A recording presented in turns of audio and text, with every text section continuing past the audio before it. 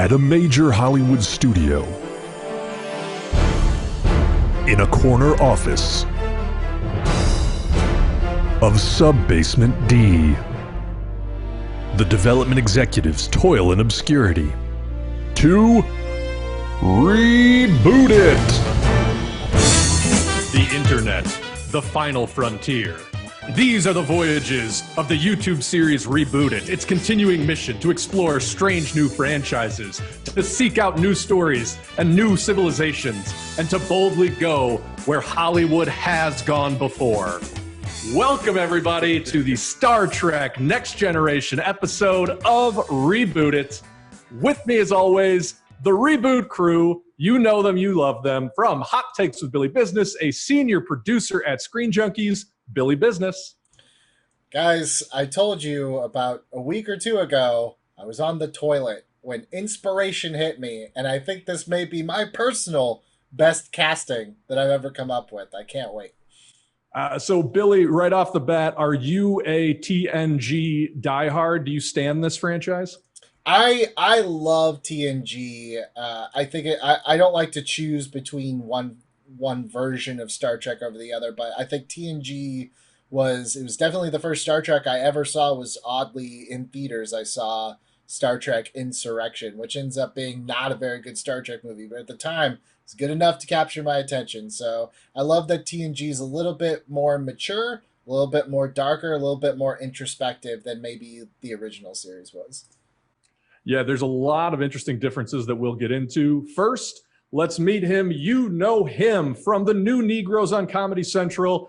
You know him from the old pre-quarantine version of SJU. You know him from the upcoming new podcast, The Greatest Pod, Mr. Ed Greer. Hey guys, I'm really ready for this one. I'm ready. I don't know, man. I need to put my shields up though, because this seems like really hard. This seems like a hard one.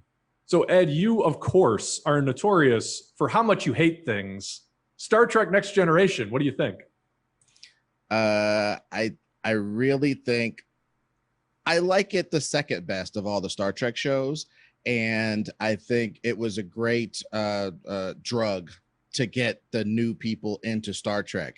It toned down some of the original series peculiarities, let's say, made it a little bit more living room drama, even though the old Star Trek was a people in rooms talking show as well. But I think it really introduced it to a whole new generation, and I'm happy to be part of ruining someone's childhood today. Love it. We always love to do that here on the show. With a childhood that can't be ruined because it's already the darkest timeline. You know him, you love him, Mr. Ron Swallow. Here's my cat's butt. Hello, Ash. So you guys, obviously I love cats. I love my cat knocking over things. It's the best way to start this off ever. So proud, you guys. Oh, your cat's getting into the theme. It's doing gravity experiments. So you guys, yes, I'm excited about this. I loved Star Trek. It's yes, the childhood wasn't great, but you want to know some of the good memories that I did have? Mm-hmm. I did enjoy watching Star Trek Next Generation with my dad. That was one of the things that we actually had a good time with. He was, it was during the day, so he was less drunk. Perfect. Oh man, I gotta not ever bring that up again because it gets real depressing really quick. No, but it isn't, because Star Trek, I totally is one of the coolest. It's just great moments for me as in my childhood. Is watching Star Trek Next Generation was amazing. I think maybe it also because I saw Next Generation before I ever saw the old series, and it certainly made me think the old series was not good. So, interesting. Yeah, I like the old series movies. I like the Star Trek movies, but the show itself was not. No, I'm good. Well, like we said with Billy, we will get into some of those differences between the original series and TNG. I will say for myself, I am the layperson in the group for this one. I obviously know the characters. I know the general setup of TNG. I've seen a smattering of episodes, but really it wasn't until college that I think I really dove into the lore of Star Trek. For whatever reason, as much as I grew up loving sci-fi and superheroes, both the Star franchises, like Star Wars, I came to late as a fan, and Star Trek, I really never came around to as a fan, even though I love everything that Roddenberry was about and that he tried to suffuse into these series. It just was never a big part of my fandom. So I'll be the guy asking the dumb questions as we go through this episode. Let's get into it. TNG is a seminal television series. Like you guys were mentioning, it really was responsible for bringing a whole generation of fans, not only to Star Trek, but to science fiction. I mean, I think even to this day, a lot of the setups that you see on sci-fi television shows and movies that garner huge audiences were things that were first experimented with on Star Trek: The Next Generation. You've seen a lot of the writers matriculate into big showrunners. Like it's a foundational element of our current pop culture. I don't even know where to begin in terms of giving the full background on the show. But as you may or may not know, the original Star Trek ran for 3 seasons in the 60s, was a cultural touchstone, but not necessarily the franchise juggernaut that Star Trek became. The movies were subsequent to the original series, and when the movies proved successful, talk immediately began for how do we do Star Trek Phase 2. And that eventually culminated in Star Trek: The Next Generation, which premiered, I believe, in 1987. Correct me if I'm wrong on that. Mm-hmm. That's right. Okay. And ran for a whopping 7 seasons. It actually led to 2 different, there were eventually 3 different spin-offs, but 2 of those 3 subsequent spin-offs came directly out of story threads that were established in Star Trek: The Next Generation. It was almost like the first attempt at, like, for lack of a better term, like a cinematic universe, because you had Deep Space Nine, which Worf kind of went back and forth between, and they definitely had, like Jean-Luc showed up on Deep Space Nine. And then you had Voyager, which was also around the same time, but a completely different concept. So, like, Brandon Braga, who gets a lot of flack, but also he was the one that was just like, look, Roddenberry stuff was great. I love everything that Roddenberry's about. We do have to evolve this. There needs to be a little bit more conflict. There has to be conflict for story. And I think that's why in the mid 90s, you got this like smorgasbord of different Star Treks. You had your Star Trek proper. You had Deep Space Nine, which was a lot more kind of dramatic and a lot more serialized. And then you had Voyager, which was just lost in space, but with a Star Trek flair. Absolutely.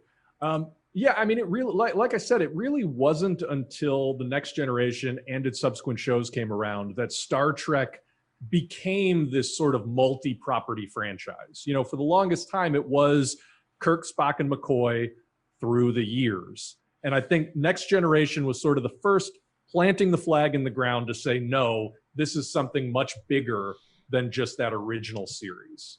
Mm-hmm. The Next Generation itself spawned 4 different movies that were sort of big when they started and gradually diminishing returns as it went on. And then, more recently, a full-on return to the original version with Star Trek Picard on CBS All Access, with most of the original cast coming back to reprise their roles, picking up the story, 30 years down the line with an older Jean-Luc Picard. So, the other piece of this is Star Trek itself has changed a lot, as we've already gotten into, since The Next Generation premiered, even since those Next Generation movies premiered. And I want to say the first thing we should talk about here is the Star Trek Kelvin Timeline, the J.J. Abrams time travel shenanigans reboot of the original series. And the big question that we should answer right off the bat is, are we in the Kelvin Timeline? Are we in a brand new timeline that we'll call the Reboot timeline? Or are we going to try to make a movie franchise fit in with Picard, which is the original timeline? A lot of questions here. So let's start with that question. So for me, what the thing I always thought was interesting, if not slightly confusing, about the 2009 Star Trek was that they went out of their way to make sure you knew it was an alternate history.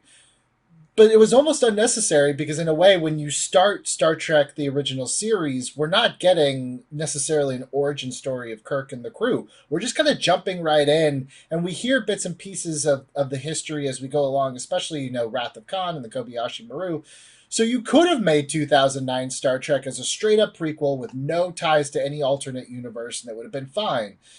But it's there. It exists. Star Trek The Next Generation is different, though, because Star Trek, the pilot episode, Encounter at Farpoint, that is an introduction to the crew as we know it. It's Picard's first outing as captain of the Enterprise. They're going to pick up Riker. So we do have our backs against the walls if we try to continue that timeline. I personally think that we should set this in the Kelvin timeline because they've already given you the rope to kind of, have free reign to kind of rewrite history a little bit, which in our case might be a little bit more freeing. That's my opinion. And also my cast does not work if we continue on.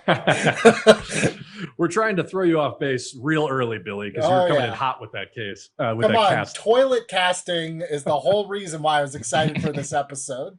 Well, whether or not all of your toilet casting survives the rigors of our examination, whether or not that is the case, it is important to establish what our universe is. And I very much agree with Billy in regards to, I want free reign. I don't want anybody going, well, actually, I don't need that. And what's the captain? They got Pike. Where's Pike? Where's Pike's space wheelchair? I don't need that. I don't need anybody bringing up stuff like that. So let's just do what we do.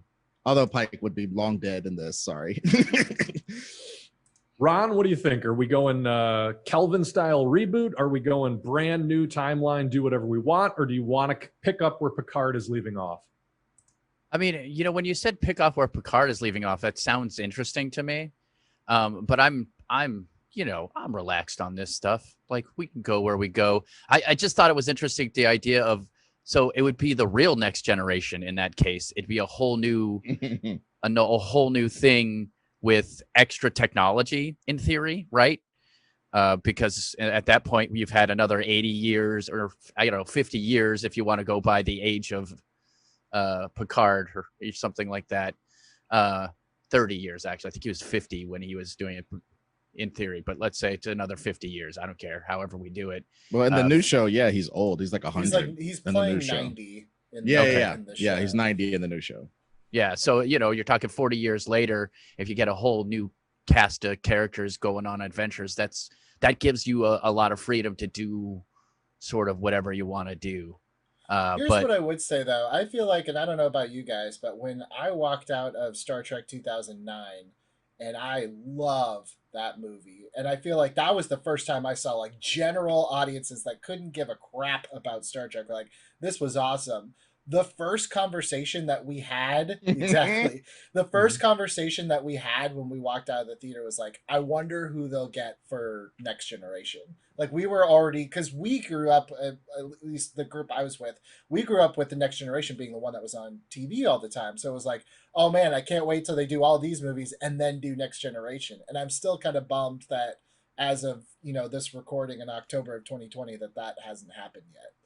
Well, and the other thing is, more in our world of rebooting, I think it makes the most sense to do that, because then we can reboot with the same characters who exist already, but on a different timeline with a little bit of,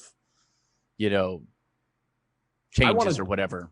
I want to jump on that, Ron, because I agree. I think there's a huge part of me that is like, man, the meta-ness of us just inventing a brand new version of Star Trek as a direct continuation of the Next Generation, and then that becomes the cinematic Next Generation, is very tasty to me. But I also know that us trying to invent a brand new Star Trek from whole cloth would turn into a 6-hour discussion. Hey, maybe for a premiere or finale, but let's not go down that road. Let's do what is our version of the Next Generation that people know and love, fixing some of the problems, highlighting some of the things that, maybe became running storylines in a 7 episodes or a 7 season series, tongue twister. And how do we blow those up and make them single storylines for a movie version? let's do that. And to Billy's point, just because it's fun, how do we fit it into the Kelvin timeline? So those are the parameters in which we're working. Can we all agree? Yeah. Absolutely. So first question, as always, what does an audience bring into a brand new version of Star Trek The Next Generation? And this is interesting because we may have had a preview of what some of those audience expectations would be with Picard. So what do we think an audience is going to be feeling when they see Star Trek The Next Generation, brand new cast, up on the marquee at a movie theater? Well, first off, they need a bald guy. Fair enough. I think that's Jean-Luc pretty clear. Picard, no hair. I actually disagree. I like, if you don't understand that I'm joking right there. No, that's a joke. The problem is I don't know exactly what they do bring into it. I think that, I mean, if they're my age, they bring in, I think they think about the Borg and the Q. I think they are probably thinking about who the bad guy is going to be more than they're thinking about who's going to play. Well, I mean, they obviously care about who's going to play those characters, but I think they're more thinking about like, who are we going to get to see? How are they going to make this version of Q or this version of the Borg? That's of the two main bad guys that pop into my head right away. Those are the two that I think about. Can I jump on that for a second? Just for bringing my outsider looking in perspective on the franchise, I almost think this is asking a question of like, what would an audience expect if you were to do Law and Order Special Victims Unit as a big budget movie? It's sort of the same thing. It's like, how are you going to take this very episodic, I don't want to say formulaic, because I don't think Next Generation is, but I think there's a perception that like they're low key episodes. You know what I mean? Like, this is not peak TV television. This is very much, hey, we've got 6 standing sets and maybe we'll do something on the backlot style television. And I think that goes along with what you're saying, Ron. Like the major question that I would think people would have coming into this is, how do you even give this the big budget treatment? But again, that's a non-fan perspective. Well, so here's kind of what I see of the whole thing. Like, I think for us, the blueprints have already been laid out with 2009's Star Trek. I go back to that movie and think, what did that get right? And I think, to me, what it got right was it wasn't trying to get myself or Ron or Ed into the theater. It was trying to get you into the theater, Bill. That's who it wanted to appeal to. Now, once we got in there definitely was enough that made me feel satisfied as a fan, and I'm not going to speak for Ron or Ed, but I'd say culturally, the hardcore fans, there was enough there that was like, yeah, this feels good. But they kind of, it was like, they wrapped the pill with peanut butter for the main audiences. All the Star Trekness was in there, but it was on an even playing field with kind of updated modern cinematic tropes and conventions and special effects, and it didn't look like it was just 5 people sitting around 6 sets. It looked like a big action movie that had a lot of humor and it had a lot of heart. And so as an audience member, I think if I'm going into Star Trek The Next Generation, I kind of think that that's the angle that you're going to take with Next Generation, which is Next Generation is very much like a Law and Order in the sense that it's a lot of talking. There's action, but not quite the way that maybe people would expect. And I think we try to find the heart and we try to find the appeal, and we don't go too hardcore on trying to satisfy the hardcore Trek fans, which we will. But I think our main priority is, how do we get someone like you, Bill, who wasn't that interested, into the theater and make it a little more accessible? Fair. Ed, what are you thinking? A lot of stuff, because you guys are all on point as to what we need to do. And I think, yeah, Kelvin going hard on what we can actually contribute to this while having large sections that are resolved through speeches. There was a percussive, weaponized quality to Picard's speeches. He would whip those sons of bitches out and just level the playing field and resolve the issue like it was a super weapon. We need to really remember that that's part of this. They're even in the movies, they understood that. Sometimes they made them say weird stuff. That, the line must be drawn here, and stuff like that. But like all of that sort of stuff, we need to remember stuff like that. I'm serious. And like also we can fix certain things. Worf doesn't always have to be wrong or want to blow up everything all the time, because we're not doing episodic. We're establishing a character who can grow and change over the course of a movie. So maybe we start them like that and then evolve. You know what I mean? There's things we could do in this in our format of making it a movie that can improve upon this. You have to introduce these characters every episode, so they don't necessarily get to change. We can monkey with that. That's what I'm saying. One of the great things about TNG is I kind of think that it takes some of the preconceived notions of, the bad guys in the original series, especially those movies, were the Klingons. And then now we're zoomed into the future. And here is the very first Klingon ever in Starfleet. And I love that we, through him, we were able to kind of learn more about the Klingons. They're not these like just savage warrior beasts. They're this whole beautiful culture that TNG really gets on. And so in our timeline, where there's not a lot of rules and restrictions, no rules and restrictions really, we can really get into the fact that like something along the lines of, Worf is the very first Klingon. What does that mean to everyone around them? Because that's not something really that TNG did before. And that's just like an example of what we can do with our reboot is really like highlight some of the differences of these characters that maybe the series just didn't have time to get into or just didn't get into. Oh, and one thing, when you look at the Kelvin Klingons, number one, that design is fresh as hell. And number two, that dude is on your ship. You've been kicking it with a bunch of jumpsuited people adjusting their crotches every 2 seconds while they wave wands over the walls indiscriminately in the background. You've been living that lifestyle, and this dude, Shaquille O'Neal with ridges on his head comes in and he's like, yeah, I'm gonna work here now. What's up? Oh, I'm head of stuff. This guy is the head of stuff now. I can understand why it would weird these people out. But in theory, it wouldn't it would be one of those things where there'd probably be like a few people who were weirded out and then a few people who were, I don't know. Look, I don't want to get in the weeds of the acceptance of Klingons. Well, yeah, but I think that my point was just that I think that there were seeds planted that we can definitely water and mature into full-blown plants in our version. I think the largest point is that, as a syndicated television series, there's sort of a need to have a status quo where it's like we come into it and things just are how they are. And yes, maybe we can explore the backstory via conversations and big speeches, but for a movie, it doesn't need to be that at all. And so we can get into things of like, what is the moment where the Klingons join the Federation and how does that change everything? So, I think where that dovetails with how we usually talk about these franchises is the question of what is this series really about? And I think more than almost any other franchise that we've done to date on this show, that is a really important question when it comes to Star Trek: The Next Generation.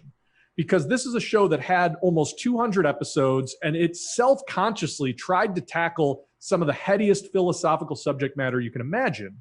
So within that, what do we think is sort of the core of what they were doing with these characters and with this setup? What is this show about on a fundamental level?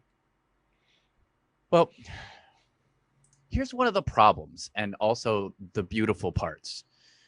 Because what it's really about is it's about how using diplomacy while also learning about other people's cultures with an open mind is the true way to get to peace. That's really what Star Trek in general is about. And let me tell you, Mean Gene, that does not make a good movie. Arguably, it doesn't. There's not, especially if you're going from, look, do I like stuff like that? Yes, absolutely. But if you're going from 2009 Star Trek, this guy who's still off the beaten path and does all the fighting, to a guy who's in my mind, I'm literally thinking the first scene is Picard working the truce with the Klingons. Like, that's a thing in my head that popped out immediately. It's like, that's the beginning of the story. I mean, it doesn't have to be the beginning of the story, but it's just like, this guy is great at diplomacy and really respects the Federation's ideals of looking at cultures and learning from them, and when they're ready to join, getting them to be part of the group. Well, can I jump on that real quick? I do think when you really look at TNG's actual structure, it is about getting, I don't want to even say diverse, but he's got a freaking Klingon, a robot, a telepath, a blind guy. You know what I'm saying? He's got AI. Call it what it is. This is the graduation of the Star Trek situation. Basically, the first one was, we have a Vulcan, a person who grandfathered us into the grand tradition of being in the Federation or whatever. We have one of the boss aliens, basically, as the first officer on the ship. That was where it started. Now we have an enemy alien, quote unquote, an AI, differently abled people all over the place, telepaths, and the one person that is a so-called normal TOS type of character is William T. Riker, modeled on James T. Kirk. So they could have, so if Diplomacy Boy got too in the weeds talking, we could always cut to somebody punching something or having sex with it. You know what I'm saying? That right there, it's perfect. So let's kind of keep that and understand that on Picard's ship, one of the great things about the story could be Picard is gathering up his team to have this new experimental fresh ship of the next generation, and it is manned by these weirdos. You know what I'm saying? I think that's a part of where you can start. I think for me, I boil Star Trek down to its smallest element. I think Star Trek, any iteration, is about optimism and faith in humanity. And I realize we're talking about robots and aliens and stuff, but humanity being, sentient living beings. Because I think ultimately every Star Trek story that has ever mattered has been, faith in humans to do the right thing, or faith, like even Star Trek 2009 to me is very singular. Faith in yourself, in Kirk, to know that this is what you were meant to do. You were meant to do bigger things. And I think, all the way up until, Star Trek Generations, which is my favorite Star Trek movie, by the way, which is kind of like this faith in humans that you can take suffering because it makes you part of who you are. And taking shortcuts is, it's not the path to enlightenment. It's not the path to understanding each other. Sometimes that our pain helps us grow. Like, it's always very much to me about becoming and evolving as better people.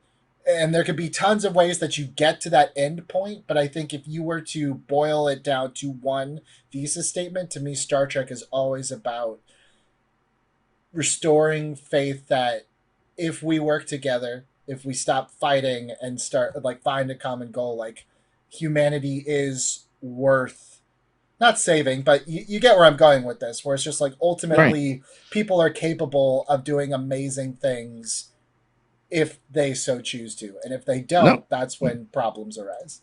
Right. And I'm just saying, and I'm saying a super heroic, the way that we film it, the way we show it, the way we set up the situation where he's going to have to do it, we could open or have near the beginning a fresh action scene, a Picard action scene of super diplomacy.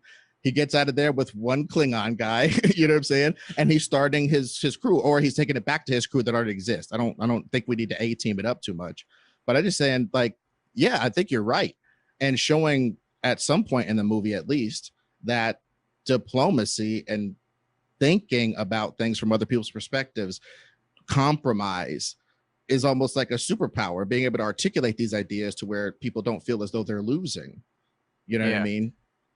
Yeah, let me jump on this again. I'm going to bring a little bit of an outsider's perspective, but I have kind of two things to say. I think number one, the J.J. Abrams movie was very much the cinematic treatment of the original series, because the original series was all about exploration. It was about, we are constantly going to be encountering things that we don't understand. And it's a big, grand adventure in a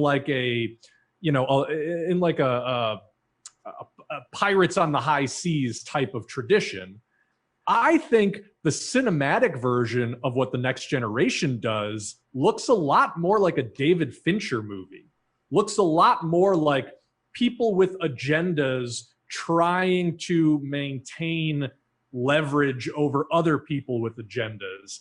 And the only problem is it's like you have an innate understanding that there are huge stakes behind who actually achieves what they're going for.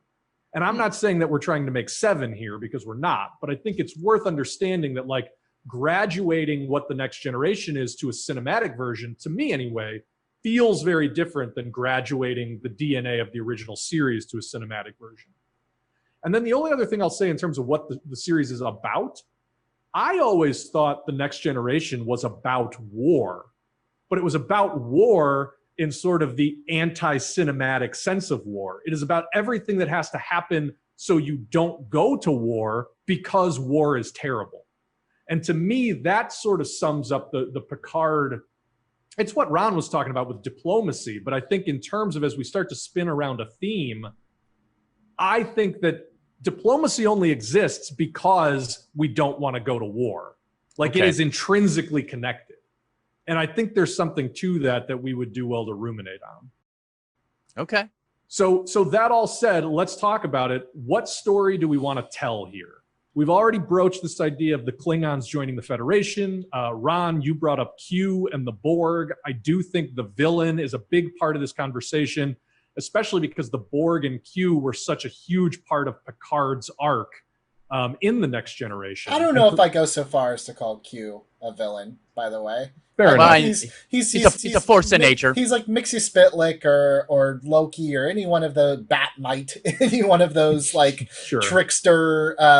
But it's always for the benefit of humans because he believes that humans are capable. He just always puts them to the test. And ultimately, I do think Q is an amazing way. That character has almost no rules to the sense of what an amazing way to connect everything together, because it could literally be the Q from the universe that we already know who has now poked his head into this Kelvin timeline.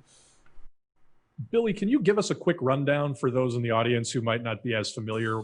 Who is Q? What's the only thing that you need to know about Q is actually a group. It's a group of to boil it down, it's like omnipotent gods. They can manipulate any sort of events. They can manipulate reality.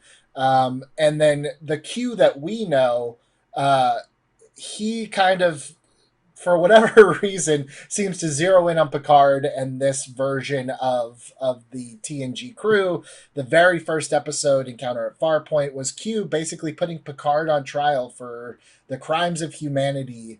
And it ultimately, even though we didn't know it at the time, winds up being the whole crux of the series because it comes back into one of the best series finales of any show of all time, which was All Good Things, which is what Avengers Endgame got a lot of inspiration from, where Picard from 3 different time periods and 3 different realities had to work together with himself to accomplish one goal, and it was Q's way of testing humanity, which is kind of what we were talking about anyway. But I love the idea that if all of these realities now exist and we are acknowledging that the Kelvin is something like the only person, I guess, besides Spock, who could realistically, with no problem, jump between realities is Q. And I think maybe, I'm not trying to pitch a whole story, but it could be interesting if like, what if Q is the Q that we know from the original TNG, kind of sees that a new offshoot universe has been created, and he's like, wait a second, this is not the Picard that I tested. This is not the crew.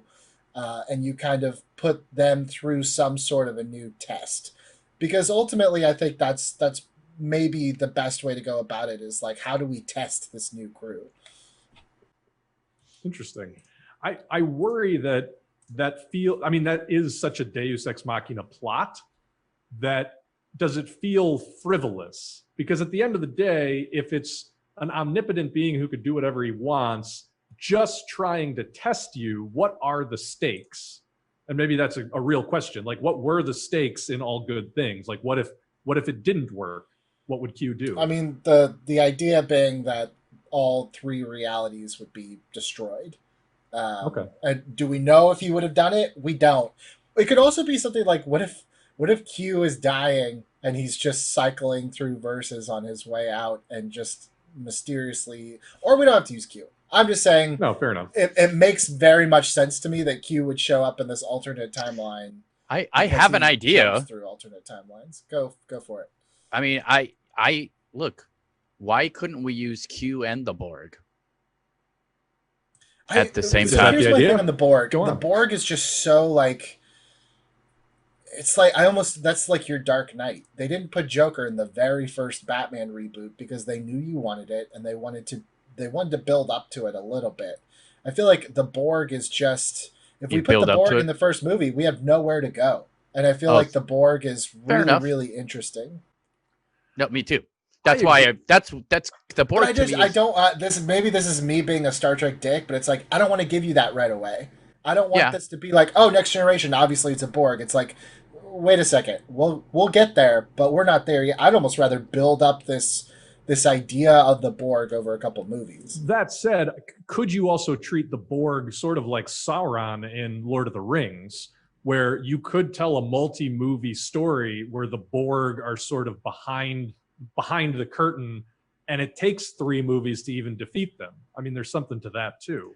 I mean, because it's the opposite of what Star Trek is. And I hate to say this, it's almost like the bad parts of America, where it's like, yeah, you can become American, but you also have to do exactly what we tell you to do and be part of this specific style of group. Basically whitewashing the entire galaxy. Individuality is discouraged, and I think that's definitely Star Trek. I'm just saying, as a business person, I don't want to show my hand in the first one completely. I think it's the same reason why, for whether you liked it or didn't, the same reason why they didn't do Khan in the first 2009 Star Trek. They waited a beat.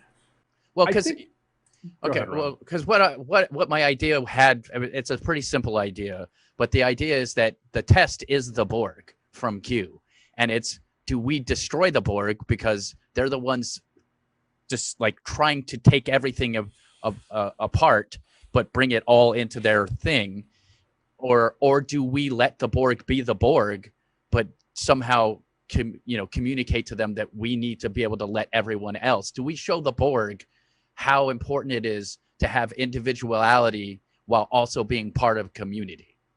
Like, if that makes any sense. It does. I mean, that is the Borg story. It also, like, you don't need Q for that. I mean, that's the question that the Borg raises, right? Is like, look, this is just a totally different, I mean, aside from the thematic elements of like, yes, the Borg is about the death of individuality, even on a moral level, the Borg is just a different type of life, and it's life that has evolved to become something radically different than what we think of life as being. But does that give us the permission then to eradicate it or to change it? Actually, I mean, that's always inherent to a Borg story. I want to back up to something Ed said, and Ed, I think you may have said it as a joke, but then you kind of got my noodle cooking. I actually like the idea of Picard A-teaming a crew. It has kind of, for me, it has a little bit of the feeling of like Search for Spock, where Kirk has to go a little rogue and assemble the people who will go with him to the Genesis planet. But I almost wonder if it's like, do you start with the story of them and how this crew comes to, because ultimately I think that's what it has to be. It has to be this crew full of disparate people of all certain walks have to come together to defeat something or to overcome something. And I wonder if you start there and the something will just naturally come. Like, I know usually we start with villain and work backwards, but I almost wonder if it's the other way. Because when you think of like Eric Bana in Star Trek 2009, like, that's definitely the bad guy, but it's like the real thing is trying to get this crew that we know and love to be this crew that we know and love. Well, I think you can go even further into that question, and I would posit, is Picard the main character? I think that the way Picard was always written in The Next Generation, he was very, I don't want to say aloof, but he was hard. He was a hard man to know. He didn't wear his emotions on his sleeve. He had a huge interior life, there might be a real argument to be made that making a Riker or even a Worf, or if we want to go this way, a Wesley Crusher, the point of view character of the movie, could be a way to come into this world in a way that doesn't make sort of your very stiff British diplomacy-minded guy the one that the audience is supposed to be identifying with. If that's the case, then I think even we started the conversation this way. Like, I almost wonder if the most interesting point of view is Worf. Here is someone that has been hated for generations and has now joined the ranks of the people that hated them and was at war with them. Like, what must it be like to join Starfleet, the enemy, and become, like Ed said, like, not only are you joining, you are the head of security. You are in charge here. Like, that couldn't have gone down. We're putting our lives in your hands, literally. Pretty much. And again, I'm not trying to get too deep here, but he had to straight Jackie Robinson up. You know what I mean? He had to straight up be the best Federation dude he could be, or else he's and we could even heighten it in this. He has to be the best dude he can be, or else his failure is A, dishonor upon the Klingon race, and B, disastrous in regards to the peace that has been brokered. Because these dudes fighting has destabilized the universe forever, and now they're finally going to do a little test with this Jackie Robinson project. And if he fails, it's a huge failure for that diplomacy. Oh, wow. And he's the guy putting together the crew. And then, well, no, I mean, I was going to say, then you make Picard, for lack of a better way to put it, your magical cracker. And like, if it's Worf's story, Picard is like the only one to sort of reach across the aisle and be like, I trust you, we can do this. Like, you are, even if no one else loves. I feel like it's more interesting because Picard has this arrogance about him, especially in his youth. Oh. I mean, look, we don't have to follow the Next Generation canon as it exists, obviously. But One of the things that's really interesting is that Picard was a major head, and it only came through experience in years. And there are times, especially when he's frustrated. Ed, again, you joked about the line must be drawn here, but it's like he's being such a stubborn head because he always thinks he's right, that I think we can rewrite a little bit of the character relationships. You know, it's always like with Star Trek, it was always Kirk and Spock. It was always those two, and McCoy was kind of the tag along when Spock wasn't available. But it was always Kirk and Spock. And then in the movies, they brought Uhura into it, and she was there was never any sort of like importance on that character, like major importance, the way they gave her in those movies. I kind of feel like in Next Generation, look, in the show you had Picard had this very special relationship with Riker. He also had a very special relationship with Data. But for our movies, I almost like if the Kirk Spock is Picard Worf. And that's the one where like they just don't see eye to eye. Picard has been years and years family going through the Federation. What a slap in the face that his ancestors, his great generals fought against the Klingons, and now he has to work with one? Like, you have to think that Picard's not just going to be like, yep, I trust you. This is like Mr. Company Man. He probably hates the fact that Worf was assigned to him. Probably wants him off the ship the first Look, I hate that, but I also love that. Because ultimately, Ron, you know that by the end, he's going to realize great. how wrong that's why I'm saying right. It's great. It's great drama, and it gives character arcs. So I love that overall. And also, but just as a yes and a counterpoint, I think you can also get a lot of mileage. You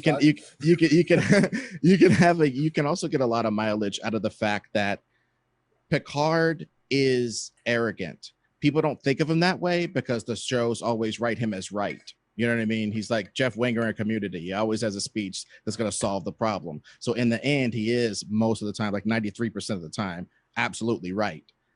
But he is a guy who, like Billy said, always thinks he's right. And I think we can get a lot of mileage out of how arrogant he is to take on this grand experiment. You got a fresh new ship going to do a fresh new mission, and you're going to populate it with a crew that you handpicked to show that you know best how to make a starship crew go together. I don't need a bunch of these bums. I need weirdos and next gen people. I'm going to make this team. And so he gets the very first Klingon, goes and negotiates some stuff, gets the very first Klingon, boom, makes him head of security, gets an experimental ass robot, boom. Hey, are you blind? You want to drive the ship? But no, I'll put you in engineering. That's better. boom. He's just getting these guys to go do this. I like what Billy said, a specific mission where he and his grand design has devised this crew. But over the course of the mission, of course, a lot of it goes hella wrong because he's picked people who he's picked them based upon something that he sees in his head, but they have to gel. It's like when you pick a team and any sort of sport, you pick a bunch of guys you think they're going to go together, but they have to go through some stuff to be actually formed into a team. Then you're saying that he's right, that ultimately his in the end he'll be right. In the end he'll be right for something he couldn't have foreseen. See, I kind of he'll have to learn. The only reason I disagree is I just think dramatically it makes more sense to me if he just didn't want Worf there. In fact, you can also kind of as a wink and a nod to the Next Generation, he chooses Tasha Yar as his head of security, and they're like, "No, she's out. This Worf guy is coming." He's like, "No, I don't want this Klingon guy," because to me it just makes more sense dramatically. I get what you're saying, Ed. I think the only part where maybe I'm just not understanding correctly is like, it's if we're trying to show that he's arrogant and that he kind of needs these other people to bring him together, but it's like if he had this master vision and he grabbed everybody and he ends up being right, well, it's like, well, yeah, he should be arrogant. Like that's not much of an arc, unless I'm misunderstanding. Okay. Well, let's yes and both of you here, and say that that he is allowed to put everything together, but the one place he's not allowed to put it together is security. The head of the Federation is like, there's like I pick the security for every ship. You can pick a lot of crew, but I pick security because I'm the one who you can trust these people. And he tries to pick Tasha, and then he's saddled with Worf. So you get a little bit of both of that. Let's push that even further, Ron. I mean, why is this Picard's mission at all? Maybe Picard is installed as captain because he was plucked by somebody else out of the ranks of Starfleet and is like, look, we need you to captain this mission, but we're not going to give you any decision-making power. You know, what if you might not like this, but like, what if Riker is the company man that is sort of like the Rick Flag and Suicide Squad of whatever this mission is, and they pick, you know, Riker is the first officer, and there's some admiral that put the crew together, and they basically hire Picard on as like a journeyman captain to be like, look, you're gonna lead this team. And Picard's whole thing is like, I don't want to do that. Like he's Tom Hanks in League of Their Own. You know what I mean? Like it's like I don't know what the hell to do with these people. I like that. I like that. He's drunk on French wine, and they wake him up. He's in the sonic shower just with a bottle of wine, and they're like, gung, gung, gung, gung. Open the door.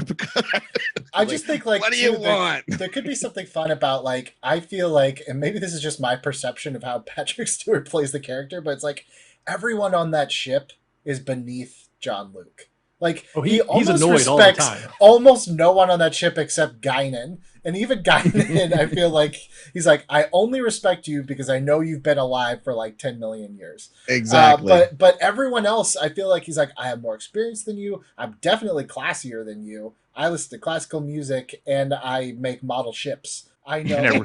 Like I read Sherlock Holmes. Yeah. What do you read? So I feel like that could be something too. It's like, I like the idea like Picard doesn't pick this team. It's picked for him. He's plucked there. He's like, I don't want these, like, who is this kid with a visor, and this doctor has her stupid little son running around, and this telepath who I don't want reading my mind. I don't need a therapist on my ship. Like, I like the idea that it's like Picard has to come around to all of them. Yeah, don't you mean genius, son? Come on, get it together. Guys, genius. Can we actually show Picard slapping Wesley Crusher? Can we actually show him child abusing? I feel like that's Wesley his Crusher? last day in Starfleet.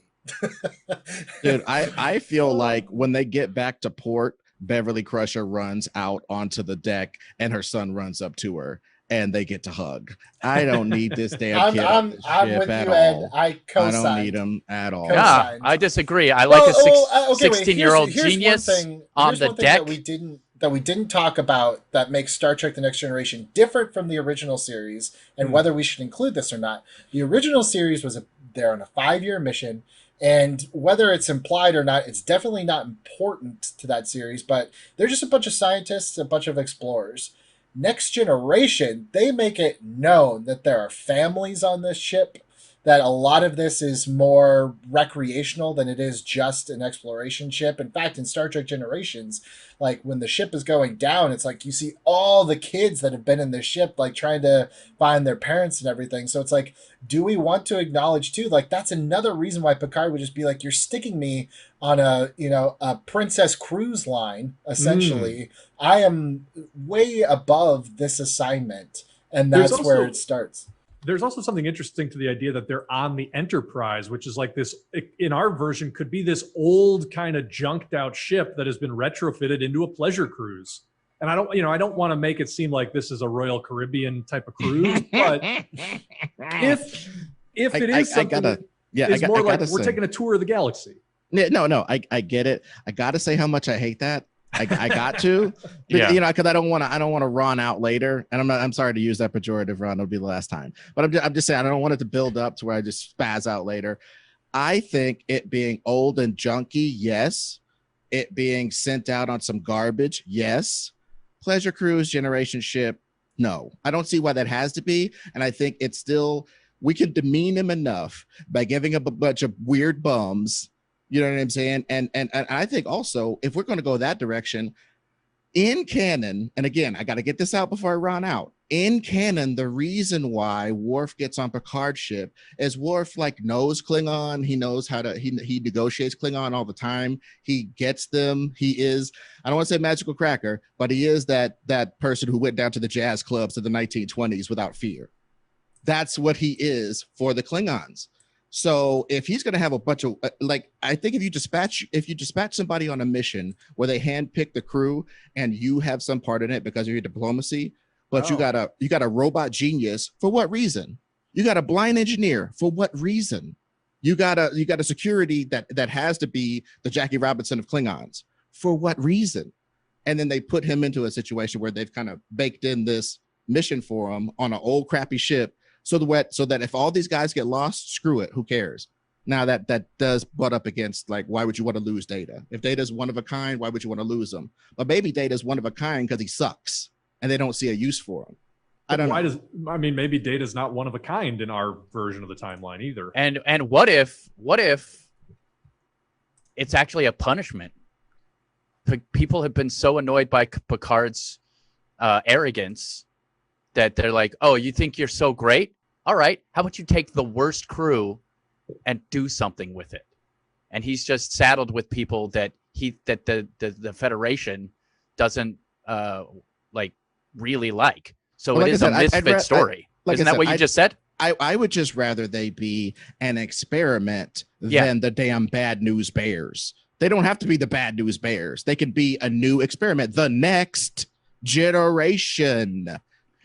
God, we're circling a question here that I think dovetails with who is the villain, and that is, what is the mission of this Enterprise? Yes. Mm-hmm. And I know, Billy, you talked about let's figure out the character dynamics, and the mission might grow organically from that. I think we're at the point where we kind of have to start nailing that down, because there is a question then, look, if Picard is somebody that is being tested or is on the outs with the Federation or is generally not wanting to be there, whatever it is, why is he there? Why is the first Klingon in the Federation on this mission with them? Why do they have this motley other crew? Why are the families there? There's a lot of whys that ideally have a single answer here. Right? I have a nugget of an idea that maybe you guys can water into a nugget plant. What if there's a planet and they want this planet to join the Federation? Yes. They've assembled this crew and they send them out there, and Picard is actually not a negotiator at this point. He's like a master strategist. He's a war guy. And they realize they sent us because they want us to take this planet by force. You give us this Klingon and everything. And it's almost our story is the birth of the master negotiator Picard. This is where he learns we could take this by force, we could make them be a part of us, but what does that actually do for them, and what does that do for us? I know that's not a fully fledged idea, but maybe it's a jumping off point. Well, and I like the idea that they send Worf specifically because maybe, as far as they can tell, this culture is a lot like the Klingon culture. And so they think maybe he would be able to guess some of their possible moves, or Well, how about this? What if this version of the Enterprise is a colonizing ship? What if they are going to a planet that was under Klingon control, and as part of this new peace treaty, they're bringing all these human families to go live there and set up shop. And then when they get into the space of this planet, suddenly they realize it's a trap, or not necessarily it's a trap, but like they're not going to be allowed to the surface. And in fact, it turns into one of those classic Picard situations that he has to negotiate himself out, that like, oh, they have, this is where it gets complicated. And I feel like it should, because that is very Next Generation. Like, the Klingons pulling out of their space has given them an opportunity to make some sort of military move that's going to threaten the Federation in some way. And so the Enterprise arrives thinking that they're already on this very delicate mission of like, we're moving Federation families onto this planet in what we think is going to be a diplomatic strategy. But it turns out this planet is gearing up for war in some way that nobody sees or expects. And so now not only do I need to save all the families on my ship, but I need to diffuse what is going to be a 9/11 or a Pearl Harbor for the Federation. I just like the idea that in the end, they realize we could end this. They have their, they have their A-bomb or whatever it is. It's Sure. like, we could end this, but they choose not to. They choose to find a way around it. I don't think that's the end. I think that's your Act 1 turn. I think you establish, that's Chekhov's gun. You establish from the beginning, as soon as they realize this is not what we thought it was, the nuclear option becomes the thing that you deliberate through the whole movie. That's the sort of Damocles hanging over the head of this story of like, we have on board a weapon that could sterilize this planet and kill this species, because we are discovering more and more that all they want to do is nuke Earth or whatever it might be. And then it becomes that tense, David Fincher's or even Denis Villeneuve's sort of story where it's like, should we do that? And for like the first half of Act 2, everything is telling them, you absolutely should do that. There's no other way you're going to get out of this. And the second half of the movie becomes, how do we get out of this without doing that? I'd love for that idea, and I also would love for Worf to be the guy who's actually tells them. I just think about if you guys decided to do that to Klingons, and I would love for Worf to be the guy who sort of teaches. That would be hilarious to have the guy who is known for war teach Picard what it's like to be diplomatic. I don't know. I just think that's an interesting turn and an interesting take on Worf, especially seeing as how, as Ed has pointed out, they kind of did Worf wrong. I don't disagree, times. Ron. In this version, I almost see, I don't know if you guys watched Lost back in the day, but I almost see Worf as like Mr. Echo. Like he's this very like peaceful, I don't want violence type of man. But then when he has to, like he's very good at it. One shot and you are done. Like you didn't even know what hit you. Well, yeah, so like yes Rundown. No, well, yeah, but to yes and that, it in canon, he had to be very reserved, and that's why he's so weird to his own people. He had to be very reserved because any outburst was looked upon poorly. Anytime that I wonder how I could relate to that. Anytime he had an outburst, it was super looked upon poorly. Anytime he used his increased physical prowess on the field of play, he would ruin these kids, and then he would have major trauma from ruining kids by playing. He's trying to play a kid's game, they're too weak, he destroys one of them, their parents are like, look what you brought this thing into the playground, it ruined my kid. He's got that sort of baggage. So yeah, he would be almost, he can be almost monk-like, and much like Jackie Robinson had to be the coolest cat, coolest cucumber in the bunch, man, from all that stuff they were throwing at him. You know what I mean? So yeah, but in the course of this story, he could really cut loose at some point and be a fresh Klingon warrior and show that, like, under the proper circumstances, do that. You know what I'm saying? But I love that part. But I'm just saying, why can't it be? I don't know, man. The discovery, when Picard discovers that somebody done snuck, and I think it should be snuck, one of these, because I think one of these situations where when the military is this big, they always have people working at cross purposes. And I know that in the new versions of Star Trek, they have all this Section 31, and they have all this espionage and stuff. Even in the Kelvin universe and subsequent movies, they have Section 31 and espionage and stuff. So I don't want to get in that mire. But why can't it be that, like, Homeboy thinks he's going out for a simple mission with this new experimental crew? It turns out to be more crucial than they thought, like an episode. Like, they usually just go down to the planet, try to do some regular diplomatic stuff, and get in way over their heads. I think something similar to that. And I think in the end, this planet's ready to go to nuclear war, and they have to be the people to stop it. And if they can't stop it, then yes, they have this mother bomb that this other, not Section 31, but some other part of the Federation goes, yeah, we sent you out there to do our, first prime directive thing and all that stuff. But if worse comes to worse, just blow them up. But I don't think you could tell Picard, hey, go nuke some guys. We're the Federation, and you go tell Picard, yeah, it's an option to go nuke some guys. I don't think that's how it goes down. I think I mean, when I was positing that, I think it's more that it's just understood that we have a worst case scenario on board, but like, it's not going to, it's very much couched as this is your last option, right? This is your final option. But then it becomes a situation where there are members of his own crew. It's very much like that beat at the end of Armageddon, the asteroid drilling movie, where it's like, no, we're just gonna detonate this on the surface, and whatever happens, happens. And they have that tense standoff about, are we gonna keep drilling or not?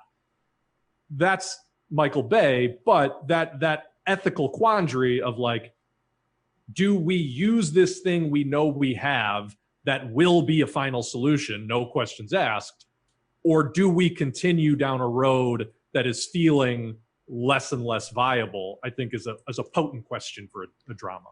And I would like to add in at some point, I would like there to be, like, when you get down to the planet, that there's obviously people who don't want war, who are involved with that. I just because I would love to. It bothers me that the whole planet is involved in the same thought process, I guess. If they were the Borg, then they all would be. Okay. In the same thought process. Now if you add in that makes it a little more interesting to me. Just because. What is somebody beeping in? Oh no. Oh. Of course. We just started to figure out where we were going. This is... All right, I'm bringing it up. Gentlemen, so good to see you here. I can't believe how productive we've been despite this pandemic. We're selling movies left and right. The money keeps ballooning in my bank account. I'm sure come the holidays, you guys will have nominal bonuses. It'll be great. Thanks. Awesome. All right, so here it is, guys. You may not know this, but I've already done a significant amount of development on this script. And me and my writers, Bob Orsi and Philip Kurtzman, I believe that's his name, have already come up with the skeleton of a structure that I want you guys to use. And here's what it was. I had brunch with Tom Hardy. And Tom Hardy, it was told to me by an assistant, played a villain in a Star Trek movie. And I said, Tom, I need you back. I will pay you $50 million. And of course he says yes, because who says no? Here's the problem. He saw the script and he backed out. But we're still using the script. So we don't have Tom Hardy, but we need Shinzan, the evil clone of Captain Jean-Luc Picard.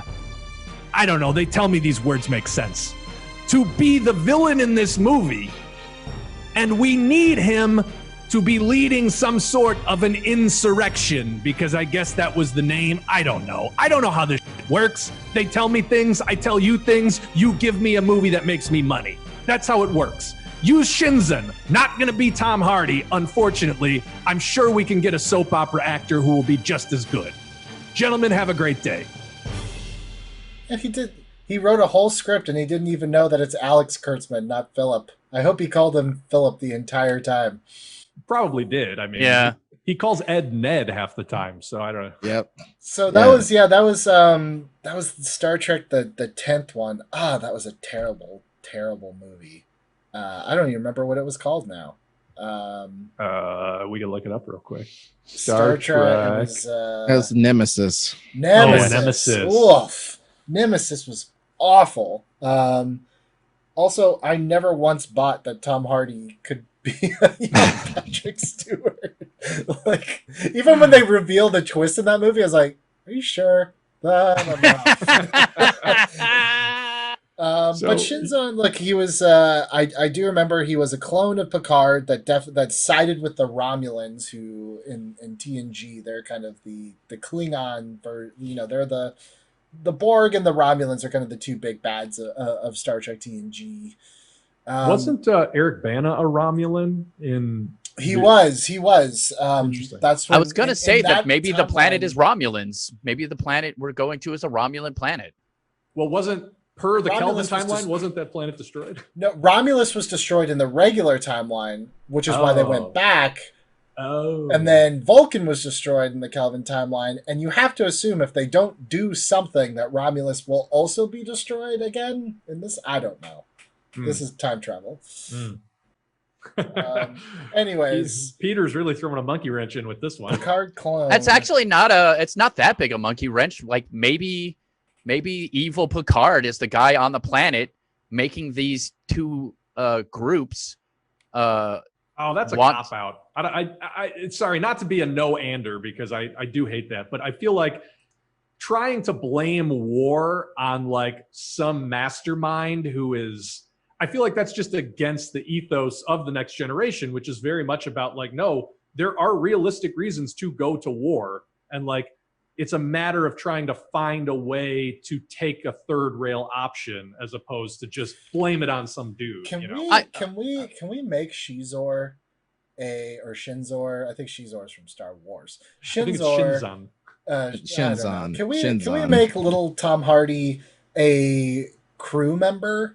And it's like he's a mysterious crew member, and it's not, maybe in this movie we don't even realize that for like a movie or two that he's actually like a Picard clone, but it's always like he kind of knows things about Picard that maybe no one else does, or maybe he's in Starfleet and he's the one that chose Picard for this because he knows Picard better than anyone because he is Picard. I'm just saying, like, can we throw him in a, like, let's take him out of whatever role he was in those original movies and turn it on its head. If he was the bad guy clone in that movie, can he be a good guy crew member that they find out later on is also Picard or something like that? Like, I like that. More tragic when he dies than I mean, happy. Peters generally doesn't even go to these movies, so but I hate this cop out of like Peters throws us something and then we like scribble it on a note card and throw it in the back of a scene and we've fulfilled the mission. Like, I would like to try to, like, for once this season. Well, he did say he was fold it in. He said he was the bad guy, though. So do you want to make? But I'm saying, why does that have to be the bad guy? Right? Can we plant the seeds? Bad guy, long con. I get it. I like it. Bad guy, long con. Boom. Okay, that's great. Is there a cloning storyline that has to do with the Enterprise's mission, or the fact that there are all these families on board? Is there some sort of cloning story beat that would both justify Shinzon and give us that why we were looking for a little bit earlier? See, I think there's something to, if we're talking about the Federation going to destroy something, if there's a place where Romulans are making something that is super powerful that can destroy us, I could see the Federation okaying a mission to go explore what the situation is, and if need be, blow it up or destroy it. Take action against it. Yeah. What if the Federation is basically like the Iran nuclear inspectors, right? So it's like, as part of the Klingon truce, they gave us the permission to go and inspect their weapons sites, and we can go from there. But I mean, just yes-anding what you're saying, Ed, if the whole idea is like, this is a diplomatic mission on the heels of this historic peace treaty, that's an interesting way to play it. If the Romulans were like, under control of the Klingons. Maybe even the Romulans were the Klingon weapons manufacturers, right? Like they were arming the Klingon Empire. And now it becomes, we're going to go and check out what the Romulans are doing currently. And it makes a lot of sense. We don't have to talk about this at all, but it could be part of our headcanon that the Romulans would be losing a bunch of money and with the peace treaty and wouldn't want a peace treaty. I mean, yeah, it doesn't have to be included in it, but that could be, a sort of backdoor reasoning.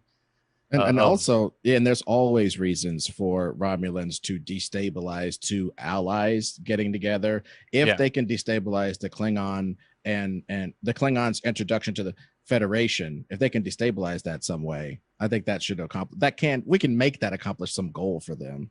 Yeah, you know what I mean? Absolutely.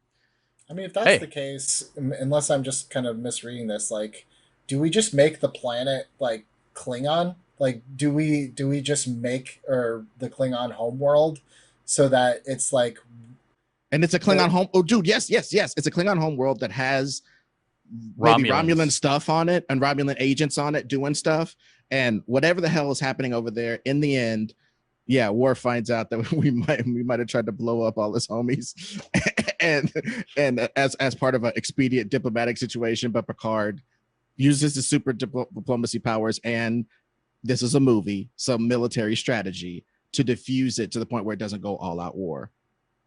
I think that's fine. But some great action scenes between Romulans and Federations and Klingons happen. Yeah, I mean, I think the key to fleshing out this story, yes to all that, and the key to fleshing out this story becomes like, you need the very specifics of like, all right, what is the nature of the relationship between the Klingons and the Romulans? What do the Klingons want? What do the Romulans want? What does the Federation want? Because it's within all of those competing needs and desires that you find what the conflict becomes. So the way that we're pitching it seems like, if the Federation and Klingons have been at war for a while, and the Federation and the Romulans have been at war for a while, they are war allies.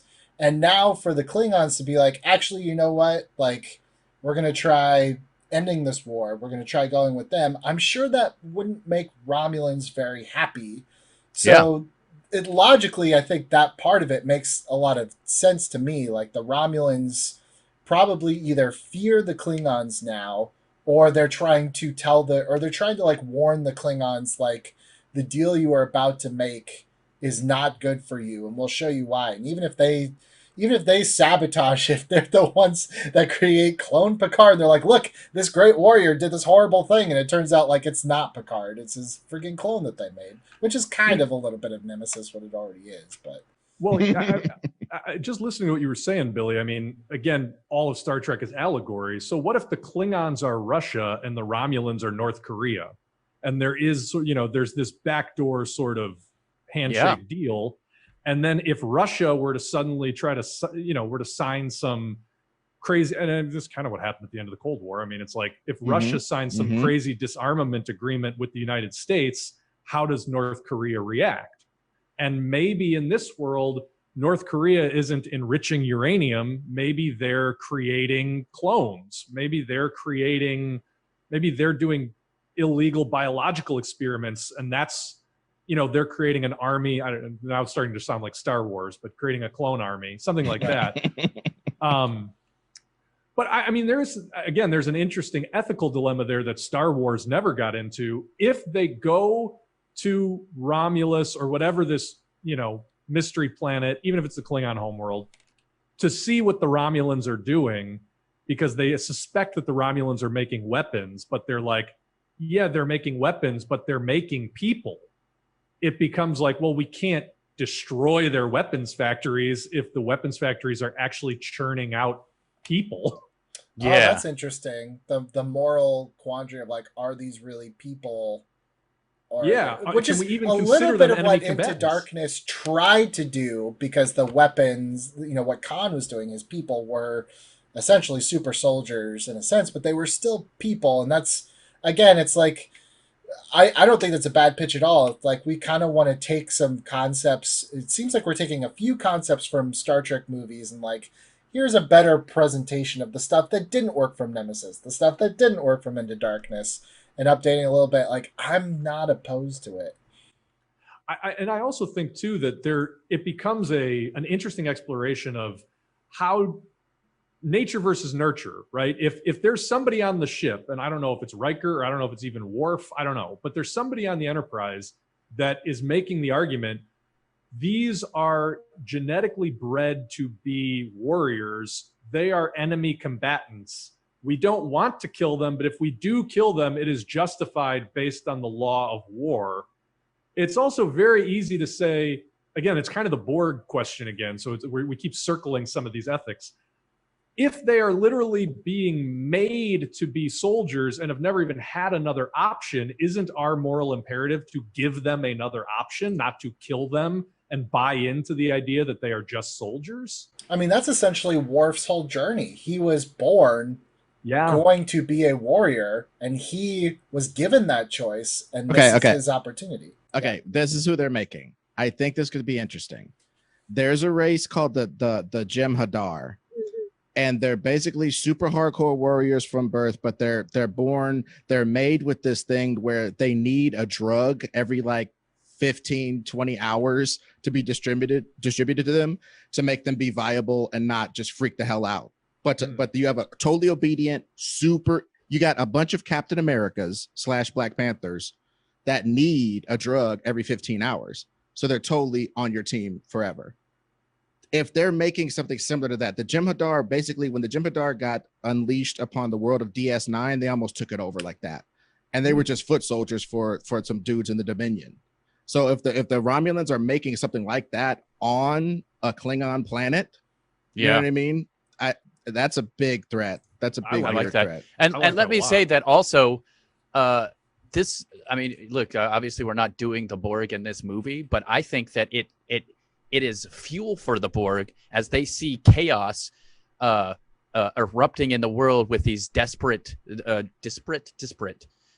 cultures, so different that they never really coalesce. Oh, sure, they came to an agreement at the end, but they never coalesce, and they never will be able to coalesce. It's always a ticking time bomb, and that brings the Borg there to want to assimilate eventually down the road. Just pointing it out for later movies. Dude, but and that as far as headcanon, it's like the Predators, right?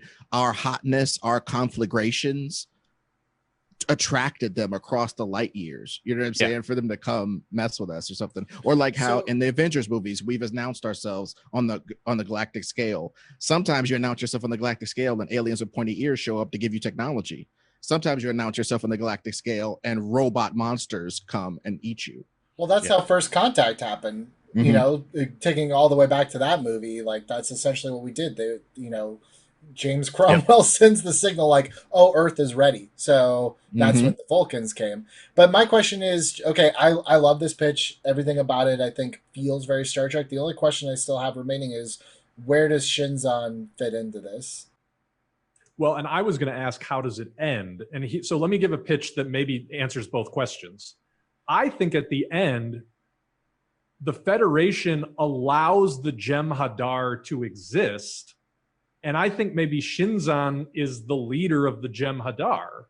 If our version of the Jem'Hadar are basically superpowered clones that need this serum or whatever Ed's talking about, I think the least Star Trek thing we could do would be to kill all those people. So at the end, we're going to have to find some sort of a treaty where they exist. Maybe we stop producing more of them.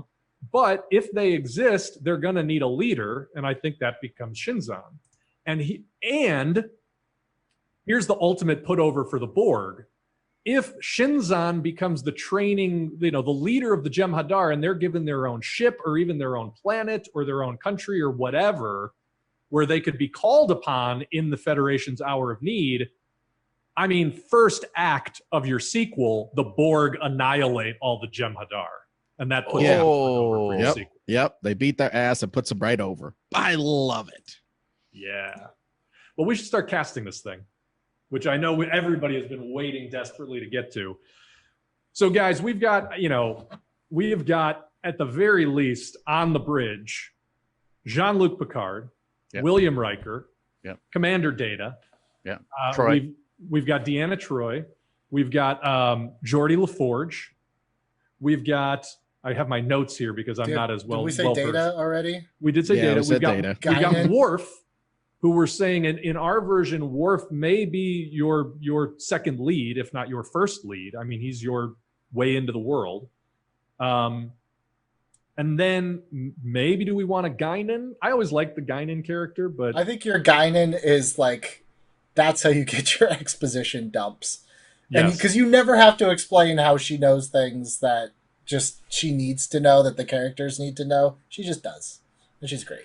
And I think we need a Beverly Crusher because I think that her We do. backstory with Picard is pretty essential. Yeah. And so then, And very important. I already have somebody for Wesley Crusher.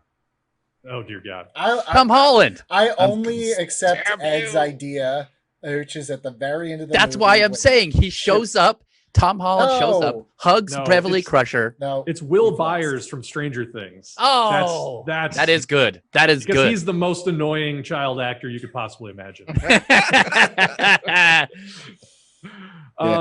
So we've got all those people. I think, based on the story that we're telling here, we probably also want to cast some sort of Klingon leader who can be, having the standoff with Picard. We probably need some sort of Romulan leader to make it a three-way standoff.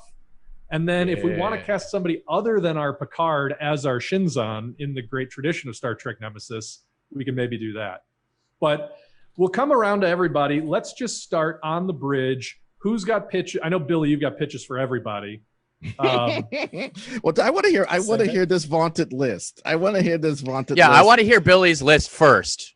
Wait, I just want to throw one out there because Mhm. I feel so strongly about it, and then we'll get to Billy's because he knows better than me anyway. John Hamm as Riker, I feel like is a slam dunk. Oh, see, I went younger with my Okay. casting. Okay. Yeah, but Hamm is I probably a little don't bit think that's older. wrong. Okay. That's interesting too, because like with the original series, they were all relatively around the same age group. I feel like Next Generation fluctuates a lot more with the age range. Yeah. So some of my castings I tried to make a little bit more disparate and then match other characters that fit with that clique, if that makes sense. Mhm. So do you want me to just go down my list? Do it, My baby. bridge Do it. list? All right, so for Yeah. Worf, the only person that I could see is Worf and really like selling it. Like I didn't even think of a backup, was Winston Duke. I think Winston Duke proved to me that he can play this big, tough warrior, but also have like this very zen, stoic heart to him. So that was my choice for Worf. Okay, can I yes and that?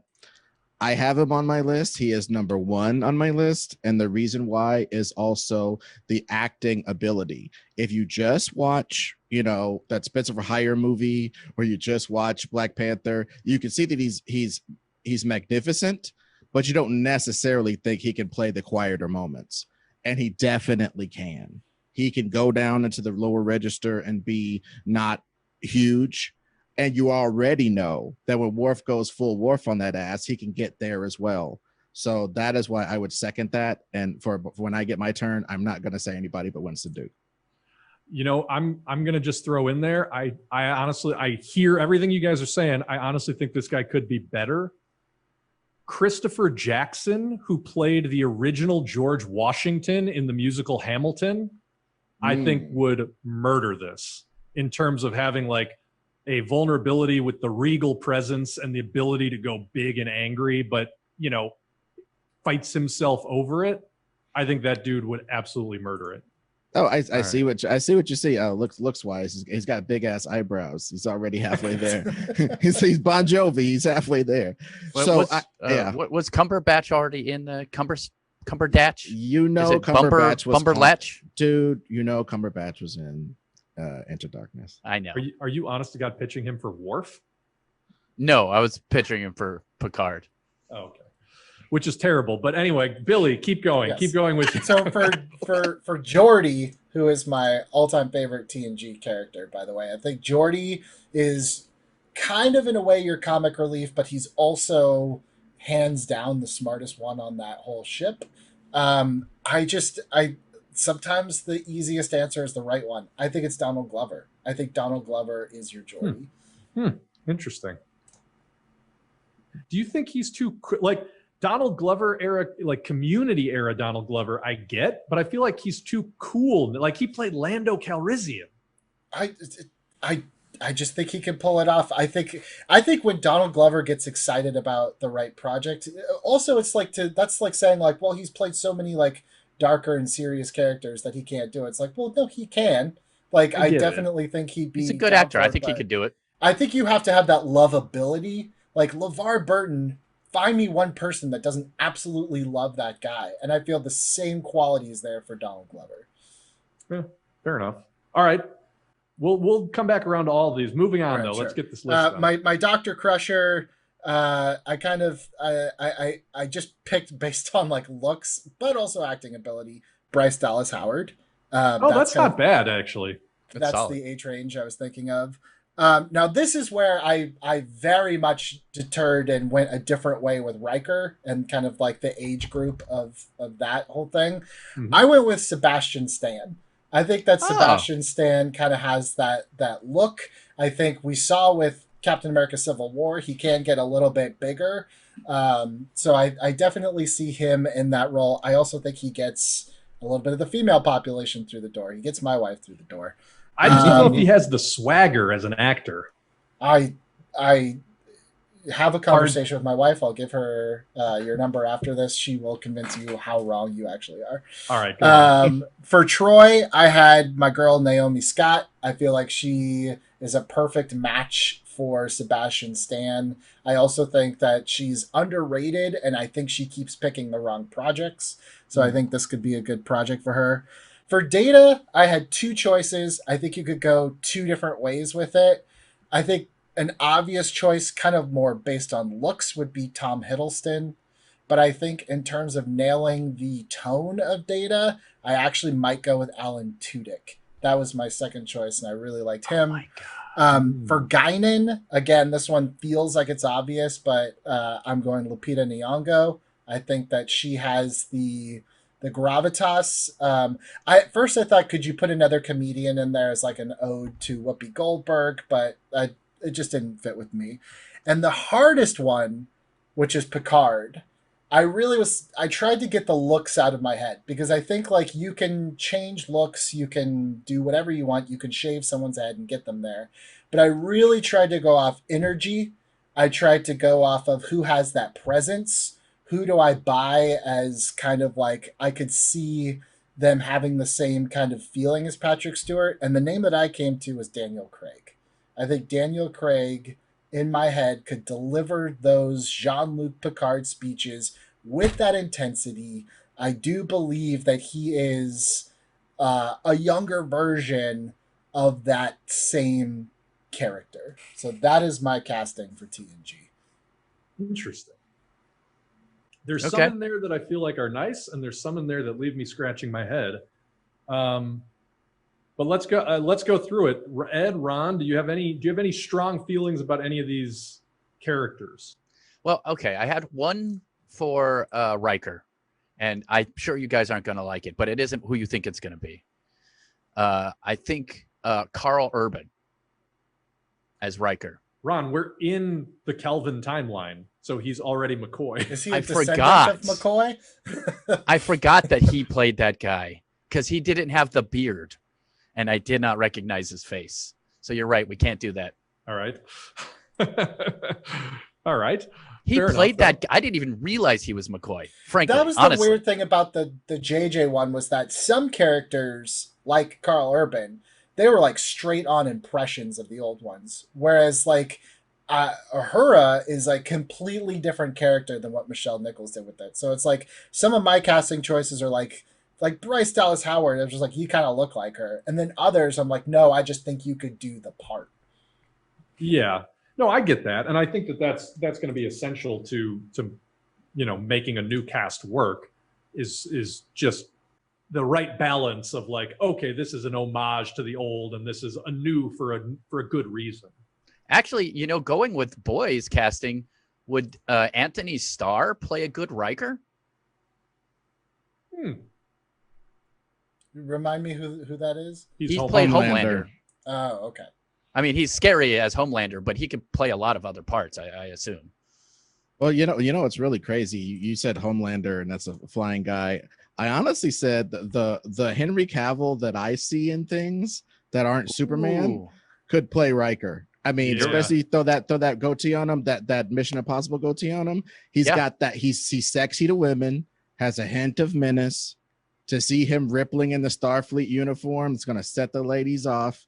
And I don't have a problem with that. He's got, but also, and I thought if we wanted to go different, the guy, I should have ended with Cavill, but if we wanted to go different, and we think he's too big of a star to be in this, to say exposition to a bald guy, Jay Hernandez, who plays freaking Magna PI on TV, he's handsome, he's about 40, and he's an action dude. He can really get it in. But like I said, I think if we could get somebody like Henry Cavill or somebody like that, that'd be cool. But like if we were going a different direction, Jay Hernandez could do it. He's a buff guy, he's a handsome guy, and he's a TV star who might be ready to make the jump.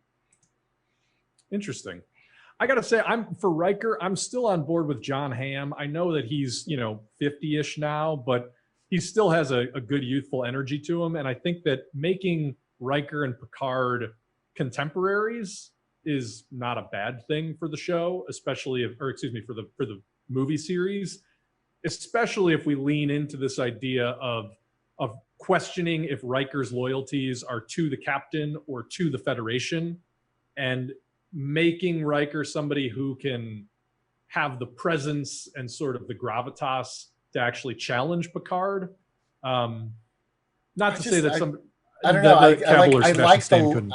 I like aesthetically. I just feel like the reason why it also I like the idea of Picard being younger, of Riker being younger, also because it's like you'd expect the younger, hungrier guy to be a little bit more of the company man. I think there's also kind of that thing like, are you angling to take my spot? Because Riker so much as says it in the next generation, where he's like, yeah, I'm going to take that chair from you. I'll wait till you're done, but I'm going to take it from you. Right. And I also love that play between them.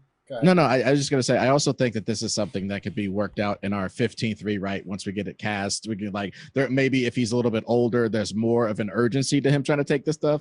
Whereas if he's younger, there's more of a, hey, old man, in a few years, I'm going to have your spot. And it's the same thing, but it's just slightly different lines. So I would love to see John Hamm and Henry Cavill and a couple other people, your homeboy, Billy, in the room, battling it out. Picard is hard. Like I picked Bryce Dallas Howard myself, and she's 39 years old. People don't really realize that, but she's definitely old enough to have some kid like Crusher, Wesley Crusher, whatever age we decide to make him be. I also put Christina Hendricks in there just because she's a smoke show, and I would love to have be like, I'd be acting like I was sick every day anyway. But but people don't respect her acting ability. She's had so few opportunities besides maybe Mad Men to really act, and I would love to see her in trauma situations, bandaging up people, bandaging in the future. You know what I mean? I'd love to see that. For that one, you have to do a chemistry test with Picard, because it's like their love affair was such like two old people in a senior citizens home in the show, and I would love to spice it up a little bit and make it a little bit more urgent than it is. Like, oh, maybe someday we can spend our our golden years together. It's like, no, get together now. Do this now. We need some sexy romance in this. And I don't want to see Riker. I don't want to see Jonathan Frakes in a tub with Marina Sirtis ever again. I don't remember what movie it was in, but I was like, no, this is not the romance I want. Fair enough. Okay, so anybody got strong ideas on Data? I actually came up with somebody I think might be good. Rami Malek. Am I saying it right? From Mr. Robot? He's not bad. The thing is, though, it's like, it's tough because I feel like Data has to have this sense of like, it's almost like the Terminator in the sense that like you have to be really good at acting without emoting, because Data's a robot. Like Brent Spiner walked this very fine line of being likable and emoting without giving any emotion at all. Right. And so that's why I said like Alan Tudyk, because I just thought of his performances. Like, imagine if K2SO wasn't quite as much of a in Rogue One. I don't know if aesthetically, it's almost like I wish I could take the aesthetics of Tom Hall or Tom Hiddleston with And the put it with- sensibilities of Alan Tudyk. Or I maybe I'm just agree. thinking of it. Who I'm knows? just thinking of it practically, though, man. If I'm an ageless robot, I don't start my ageless robot at 51. I just don't. And Alec Tudyk is like 51. You know, I just But he don't also has start that. looked the same for the past like 15 years. Like, go back and look at photos of Firefly. Like, the guy looks exactly. I mean, the obviously, same. then we're going with Paul Rudd. That's a joke. I just want to Well, be no, clear on I that mean, one. I honestly, my picks were all people who I think will A, age slow, B, slightly younger, and C, have an otherworldly quality to me. And I'll second Rami Malek just because, yes, when he acts, his eyes get really big and he does this and he does that. Listen to him read some copy. Watch him do that weird ad for like, they had an ad for some hotel place or something. He was just like, I like walking in the streets. I like holding hands. I like sitting. It was so off-putting because there was no humanity to it. If he acts like he acts as a person, he'd be a perfect Data. And I think he's gonna look like that for a long time. He's already got a little baggage under his eyes. I think he's gonna look like that for 30 years. Anyway, Dev Patel from Slumdog Millionaire that has grown into a man. Oh, yeah, that's nice. Dev Patel, to me, he can do the smartness, he can do the still acting. I like love that better that than guy. Rami Malek. I like that Rami better, Malek too. is too character-y. I think Mhm. Dev Patel would murder Data. I think that's great. That's a great pick. That's amazing. And this one might be a little out of bounds, but Jewel State as Troy. Ron, with your cult television show casting, good Lord, dude. Hey, she hasn't had a chance to do something good again. I think she'd be great. I actually think she would be I'm good so as sorry. as. I think as, she's a fine actress. I think there's just I wouldn't so even go that much far. better. Okay, I got two quick pitches for her. Number one, my baby Look, I Rachel. think you guys are boring. Okay, number one for Deanna Troy. Number one, my baby Rachel Weisz. I love her. Oh. She's super beautiful and she could do it, but I don't think she would do it. So the other one, I She think would if Daniel Craig was Picard. Interesting. Ooh. Interesting here. Interesting. okay, there you go. Chemistry test. Even though they're not gonna bang. And Hey, also you know what? In married. the original series, by the way, in the movies, it was Scotty and Uhura who hooked up later on, not Spock and Uhura. So we can mix and absolutely. And I just watched a rewatch of TOS with my girl. I didn't watch every damn episode, but I watched enough early in the series. I'm talking about early. They did have Uhura sort of flirt with Spock. It was never really received well. It didn't go anywhere, but it was used to make him be more alien. Like, hey, you got a hot chick hitting on you. What's your problem? I must meditate. And they're like, you're a weirdo. So anyway, I also don't want to cut you up, but real quick, Go. I just do want to say, I'm so sorry, Ed, but while it's in my head, like, I actually think Troy works better with Picard than she does with Riker, because if the whole point of Picard is that he's impossible to read, and then there's this one beautiful woman who gets into his head and like makes him bring his walls down because that's what she does. Like, it thematically makes more sense. I don't know why she would be with Riker over Picard, just from like a storytelling perspective. Anyways, well, I mean, no. But I agree with what you said. But I think it's just like in real life. Some of these beautiful empaths get with the dumbest meatheads ever because sometimes you just need to relax. Sometimes you just need to rest your brain. Like, I don't have to feel any weird complex feelings around him. He's not thinking about nothing. I'm so sorry, Riker fans who are very upset, but Riker is kind of just a jock, dumbass meathead. I mean, that's what he's supposed to be, though. That's his job. I know. And there's places for dumb meatheads. They're great to play sports, for instance. We'll call them singularly focused human beings. Yeah. Anyway, so Deanna Troy, also my girl Marina Baccarin. We brought her up in one of the last two shows. She played Deadpool's girlfriend as a shorthand for everybody. I just think she's got an otherworldly beautiful quality, and I think she never gets a chance to do anything but smirk and look hot. Ever since maybe Firefly, she just I smirk, I look hot, I say the snappy lines. To have her be really trying to communicate with somebody empathically, to be feeling somebody's emotions, to watch her, that beautiful face register other people's emotions and stuff and be affected by stuff. I don't think she's had a chance to do anything cool like that. I totally see it. I could see Yeah, it. I don't, but I'm gonna go ahead and agree with you because you're better at selling your picks than me. You said a lady that nobody heard of unless they like watch the CW with their wiener in their hand. I don't know. It's just speed a lot of the casting process. Also, my only I like Lupita, but I also like Viola Davis. I mean, Black don't crack, and she looks like she's been alive for 200 years while looking like she's 50. And I think she's got the wisdom part. Lupita, I get how otherworldly beautiful she is, but I don't exactly read font of wisdom because I can see that she's a beautiful 31, 36, whatever.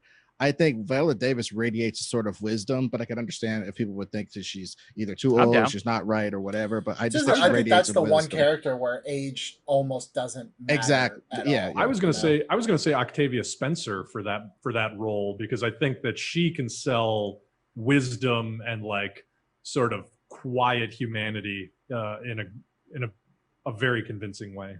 Well, yeah. So we got us a Guinan room now. My pick Can for we just bring Whoopi Goldberg back if Guinan is this ageless being that like inexplicably knows more than anyone? I actually don't have a problem with that. Yeah, I wouldn't have any problem with it. I think she's gonna come back on Picard next year, whenever that is.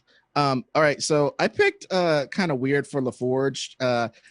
Tyler James Williams, I think is his name, is the kid from Everybody Hates Chris, but he's grown up and he's about 26. That guy's great. He's about 26. He radiates a certain intelligence. I just think he could be and he's impossible to hate, despite the moniker of the show. And I think LaForge has a lot of that energy. So if we want a young nerd, he is for all intents and purposes the Wesley Crusher, but better because he's LaForge of this crew. A young, smart person who has the answers. Maybe not the experience to do everything, but he has the answers if you let him roll. I would love that. I think I only know him from that show, unless he's been in something else I just can't think of. He's in Dear White People on Netflix, and I could see if you didn't watch that. No, that dude almost has like a Jaleel White quality to him that I really like. Like my God, Jaleel White, done. Let's get Urkel to be LaForge. You know what's really crazy? Urkel is now like 50, so it's. But he's actually like really buff and in shape. No, I know. He's not his character. What I'm saying is that everybody. No, I know. Chris kid, yeah. He's an older gent, but. But yeah, look up Tyler James Williamson while I vamp on. My Picard, I picked two people, and I think that they represent different things. I like this Daniel Craig thing. I got to say, I would allow him to be in the room if it was up to me. The other people I would have in there, one of them is a guy named Mark Strong. He was in The Kingsman. Of course. He happens to be bald. He happens to be British. But he's powerful, man. And again, if we're talking about people who could do the speeches, he's an expo dump character in every movie.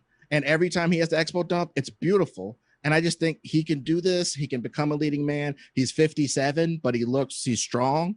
My second choice that I just want to be in the room to freak everybody out as to how old they are is Jude Law. Because Jude Law is Jude Law was on my short list. Okay. Jude Law is A, going bald. B is 47, which is the actual exact age that Picard was at the beginning of TNG. In 1987, Homeboy was 47. And it's right there. And I think he could be Picard for a long time. He can do the speeches.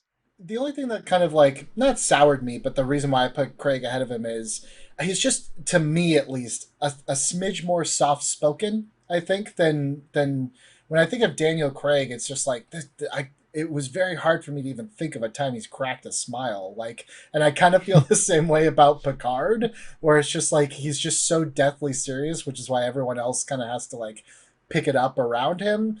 But Jude Law, just I intrinsically think of kind of that like dashing smile. Not to say he couldn't, but also like that's maybe why on my list I put Daniel Craig. Is Ewan McGregor too like funny? That's again like I have a hard time picturing him like he's just so he's so warm-hearted and just very just like I'm Yeah. Gregor. That's Like, kind of what I'm. Yeah. Obi-Wan But is like your favorite grandpa, whereas I feel like Picard is like that grandpa that you're kind of scared of. Like you love him, but you're afraid to like talk to him at Christmas. There was another guy. Who's the actor from Interstellar? The bald black dude. Oh man, is it like Gyasi? David? Am I saying his name? David Gyasi, I think it is. The guy who dies in Interstellar, like who's on the ship with them. Yeah, I believe so. Yeah,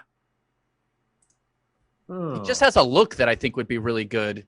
And He's a little bit the poor man's Jeffrey Wright. Not to be dismissive of that actor. Maybe Jeffrey Wright. Jeffrey Wright is Picard. Interesting. Anyways, I like all the guys that everybody said. I'm just like just thinking about other. I see Jeffrey Wright as more of the we're talking about a Klingon or a Romulan kind of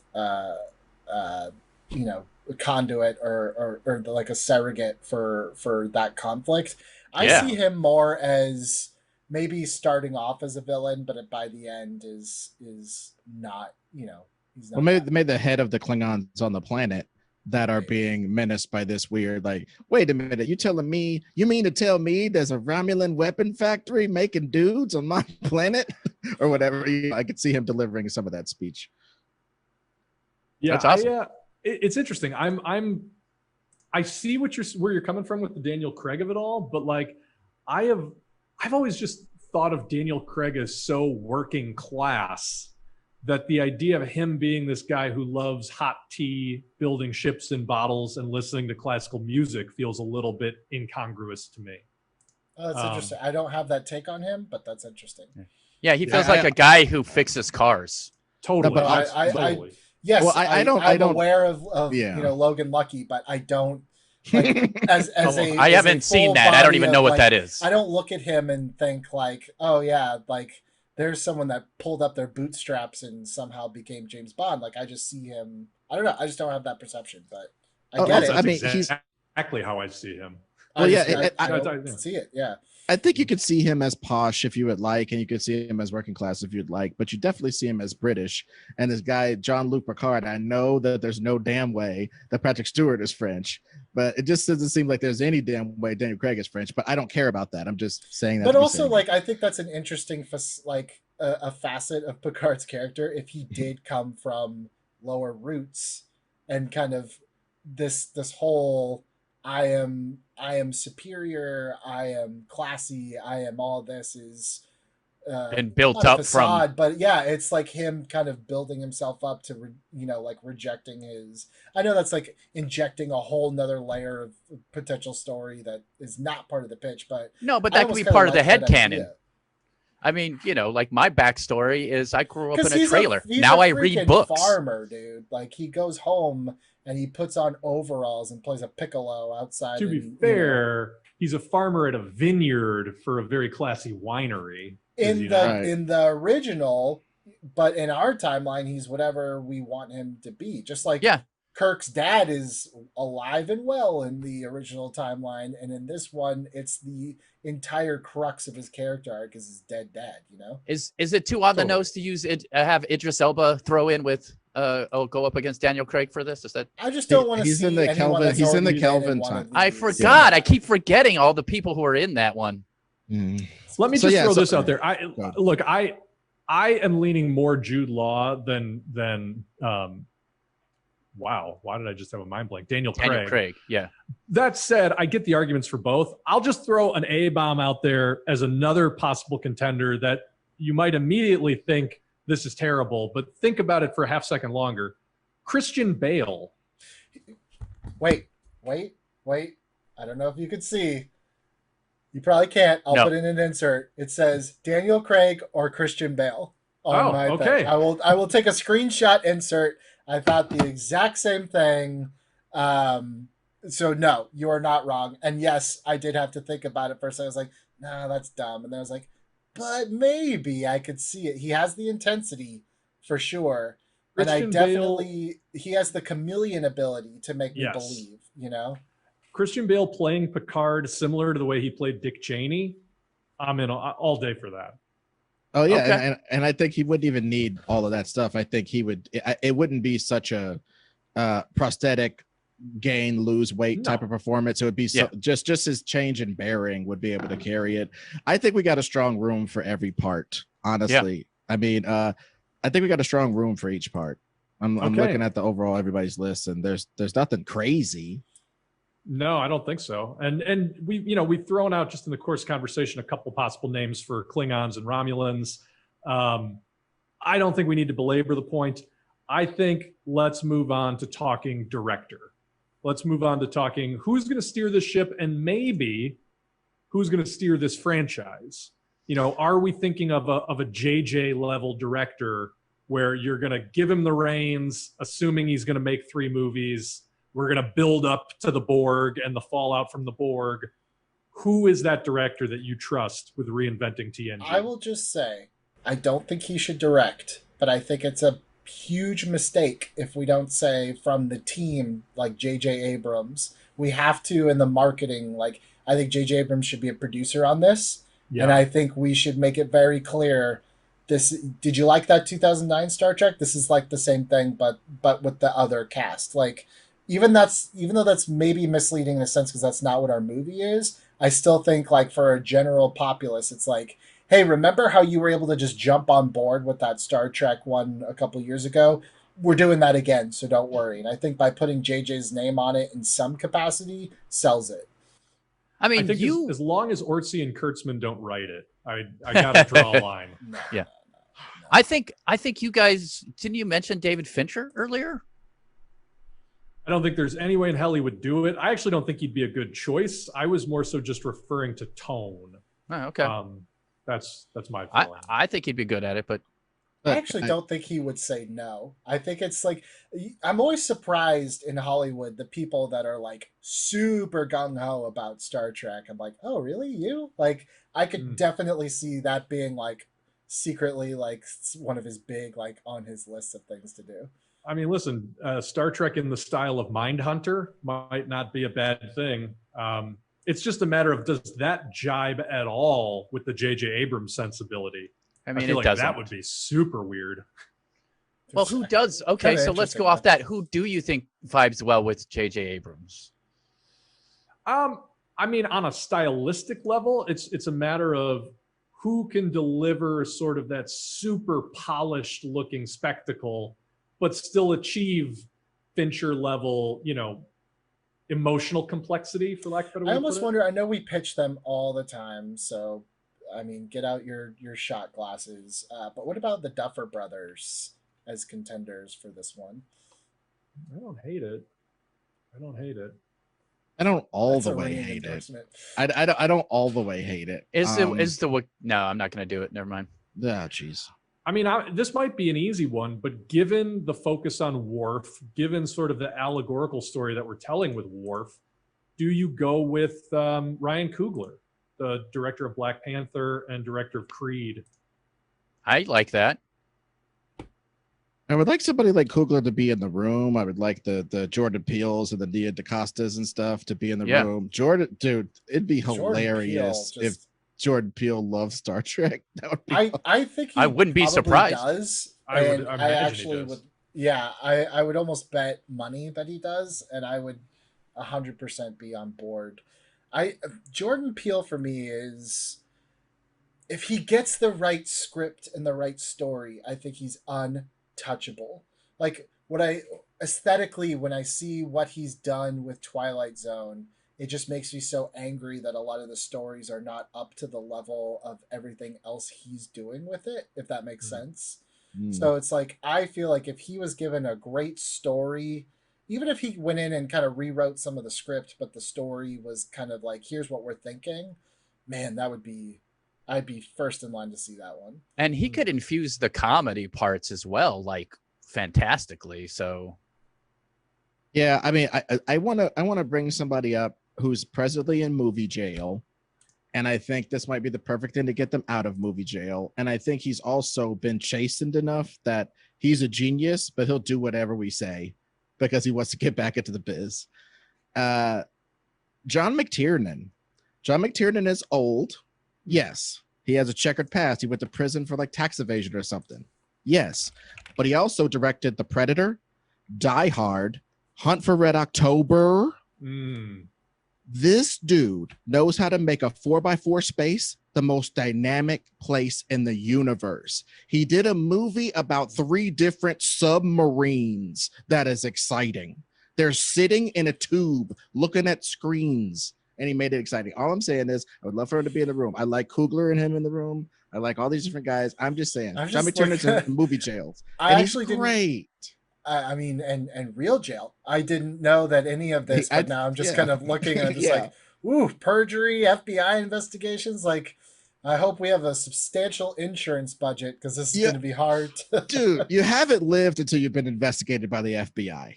You know, I would much rather be dead than thank you very much. I don't need to be investigated. No, me either. Ed, you bring up Hunt for Red October, and I think that that's a great touchstone because that very much is like that's the inspiration for most of Star Trek, right? Is sort of like naval brinksmanship. I disagree. That's what Nicholas Meyer brought to it, and that was kind of where we now get that sensibility of like Wrath of Khan is like the ultimate submarine movie. But that was not like in the DNA of Star Trek until he came along and saw it that way. And a lot of people at the time hated it. And now it's kind of like you said, it's like accepted as like, well, that's what Star Trek is, you know? Well, I mean, from the get-go, there was an awful lot of brace for impacts. And that to me is like pretty naval, you know, just the whole torpedoes. They've had torpedoes. They don't call them missiles. They call them torpedoes. Well, where this was going for me was I was going to suggest Gore Verbinski, who is the man behind the Ring franchise and the Pirates of the Caribbean franchise. Huh. Gore I feel Verbinski. like you're a very closeted Pirates fan because last time you were like Ted and Elliot, like the Godfathers of script writing. No, by the way, show me your Jack Sparrow tattoo and let's just move on with this episode. I'm honestly just a really big fan of super technically proficient blockbuster filmmaking. And I think that Ted Elliott and Terry Rossio are the pinnacle of that as far as screenwriting. And I think Gore Verbinski has proven that he is one of the best as far as directing. And so I think that's also what you want to bring to this franchise is somebody who can handle the scope and not lose the characters. I don't hate that idea. I don't know where Gore Verbinski ended up after, honestly, that trilogy ended. He's still doing the Pirates movies, which is kind of a knock against him, unfortunately, because but he's you know directed what? some Like of the again, like crappy ones. even something as jumbled as At World's End was, it's still like if you just mute it, it's beautiful to look at, and it's certainly like its attention to detail and meticulous, and maybe that's more of a production design thing. But I just have to think like, yeah. I don't know how much studio interference was in those movies, but that third Pirates movie just is such a ding against him that I'm just like, that to me is more of a director jail than John McTiernan. It's like I don't know, man. Okay, well, Pirates if we're gonna piss off fanboys, like let's just get Ryan Johnson again, and Swear jar. Yeah, and then he can suggest him all the time. I know, but then he can be so mad. He can make Star Trek fans mad and Star Wars fans mad. This is great.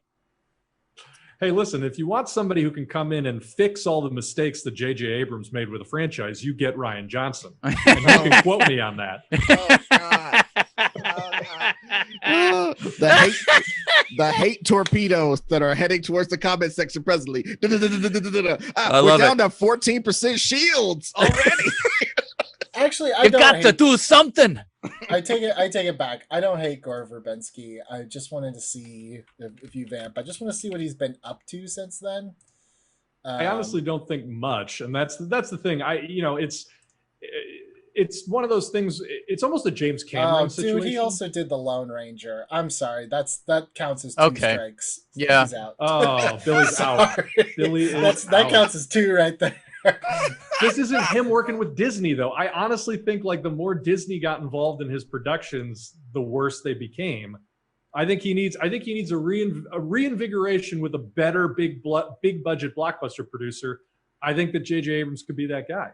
But here's the thing, and I know we're getting long in this episode, but I just want to say this. Before J.J. Abrams had maybe pissed off the Star Wars people, when J.J. put out a movie in 2009, like, you had to look back at his resume. It was like Mission Impossible. He saved it. Alias. It's great. And then Star Trek, like, he had the momentum going in his favor. So to bring in, like, I feel like we're pitching a lot of people, or it's like, let's give them a chance. It's like, if I'm an executive, I'm not risking Star Trek to give someone else a pass. It's like, no. Sorry, this is for an up-and-comer. This is for someone who already is loved. And in that case, of all the names I've heard, then I would go Ryan Coogler or Jordan Peele. But even Jordan Peele, I feel like a lot of people didn't quite like Us as much as they loved Get Out. Get Out. And I feel like I said, Twilight Zone, like, it's not setting the world on fire, I think, the way that people thought. So that's not a knock on Jordan Peele. And that's nowhere am I saying he's on the decline. But it's like Ryan Coogler seems to be a little more on the trajectory of, like, Creed was great. And then Black Panther was a phenomenon. Like, if I can score him, his name definitely helps. You know, a Ryan Coogler film, a J.J. Abrams production, I'm like, oh, that's interesting, you know? Agreed. Yeah. Any other strong thoughts on directors? No. We didn't bring up Quentin Tarantino, but we didn't for a reason. So go ahead. I'm going to give him Voyager on the next Reboot. All right. Well, guys, let's call it. I like the work we did here today. We've achieved Reboot. Yeah. So we have a reinvigoration of the next generation that is fitting into the Star Trek J.J. Abrams Kelvin timeline. We are dealing with the immediate aftermath of a peace treaty signed between the Federation and the Klingons, wherein our version of the Enterprise is a crew handpicked by Federation higher-ups and sort of given to Jean-Luc Picard to manage in a way that he is not so sure about. And Worf is the first Klingon to ever join the Federation. We're seeing the movie through his eyes. It's a little bit of a two-hander between him and Picard.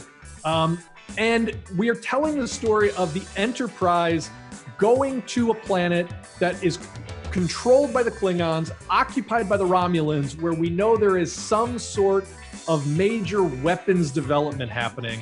But it turns out that the weapons development is people. And thanks for making that sound like.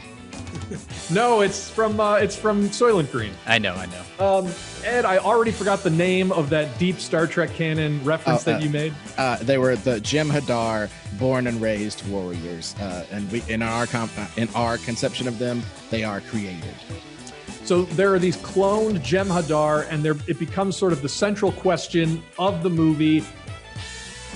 Are they going to murder us? What should we do with them? Should we just destroy all of them and this planet to remove this crazy threat to the Federation? And in great Star Trek Next Generation tradition, Jean-Luc Picard diplomats his way out of the situation after having his point of view changed by his encounter with Worf.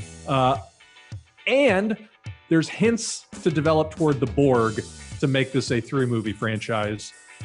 I think there's some interesting stuff happening here, guys. What do you think? I definitely think so. And of course, you know, once you sat down and wrote this, you would find moments for Geordi, for Guinan, for Riker, who, by the way, I think we said is kind of our corporate company guy who we're not sure about the whole movie. So, you know, don't be upset if in our big overview, that's kind of like if you were to tell the plot of Star Trek 2009, you're like, yeah, but what does Scotty do, or what does Chekhov do? Like, they're there. All of them are going to be there, but ultimately, I think this is a good continuation of what J.J. Abrams and that team started, and it's literally just the next generation of it, and I'm happy with it.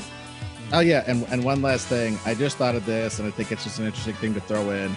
One of the main reasons why the Jem'Hadar are so important and why the Romulans wanted to make them in the first place is not only are they super strong and better than regular Federation soldiers or even Klingons, but perhaps due to their artificial nature, their tissue could conceivably be impervious to Borg assimilation.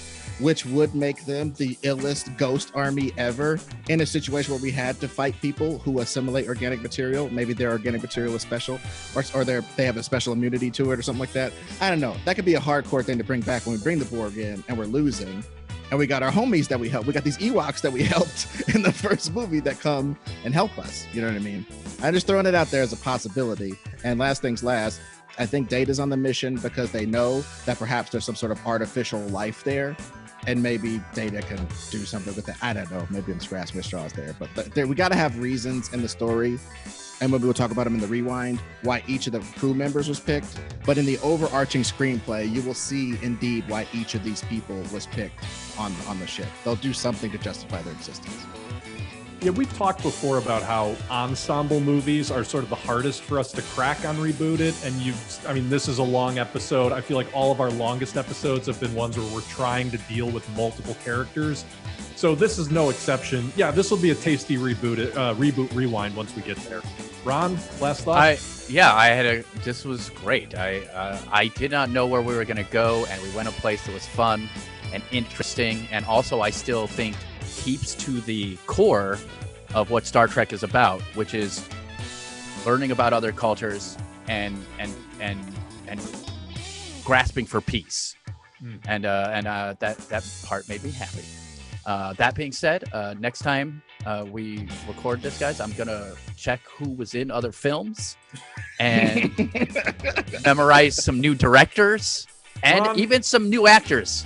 Never change. It's part of the charm of the show. Don't worry about it. Well, if you guys are charmed by what we're doing here, come back next week. We are deep into season 3. We are going strong, and we have got some slobber knocker episodes coming up soon in the weeks to come.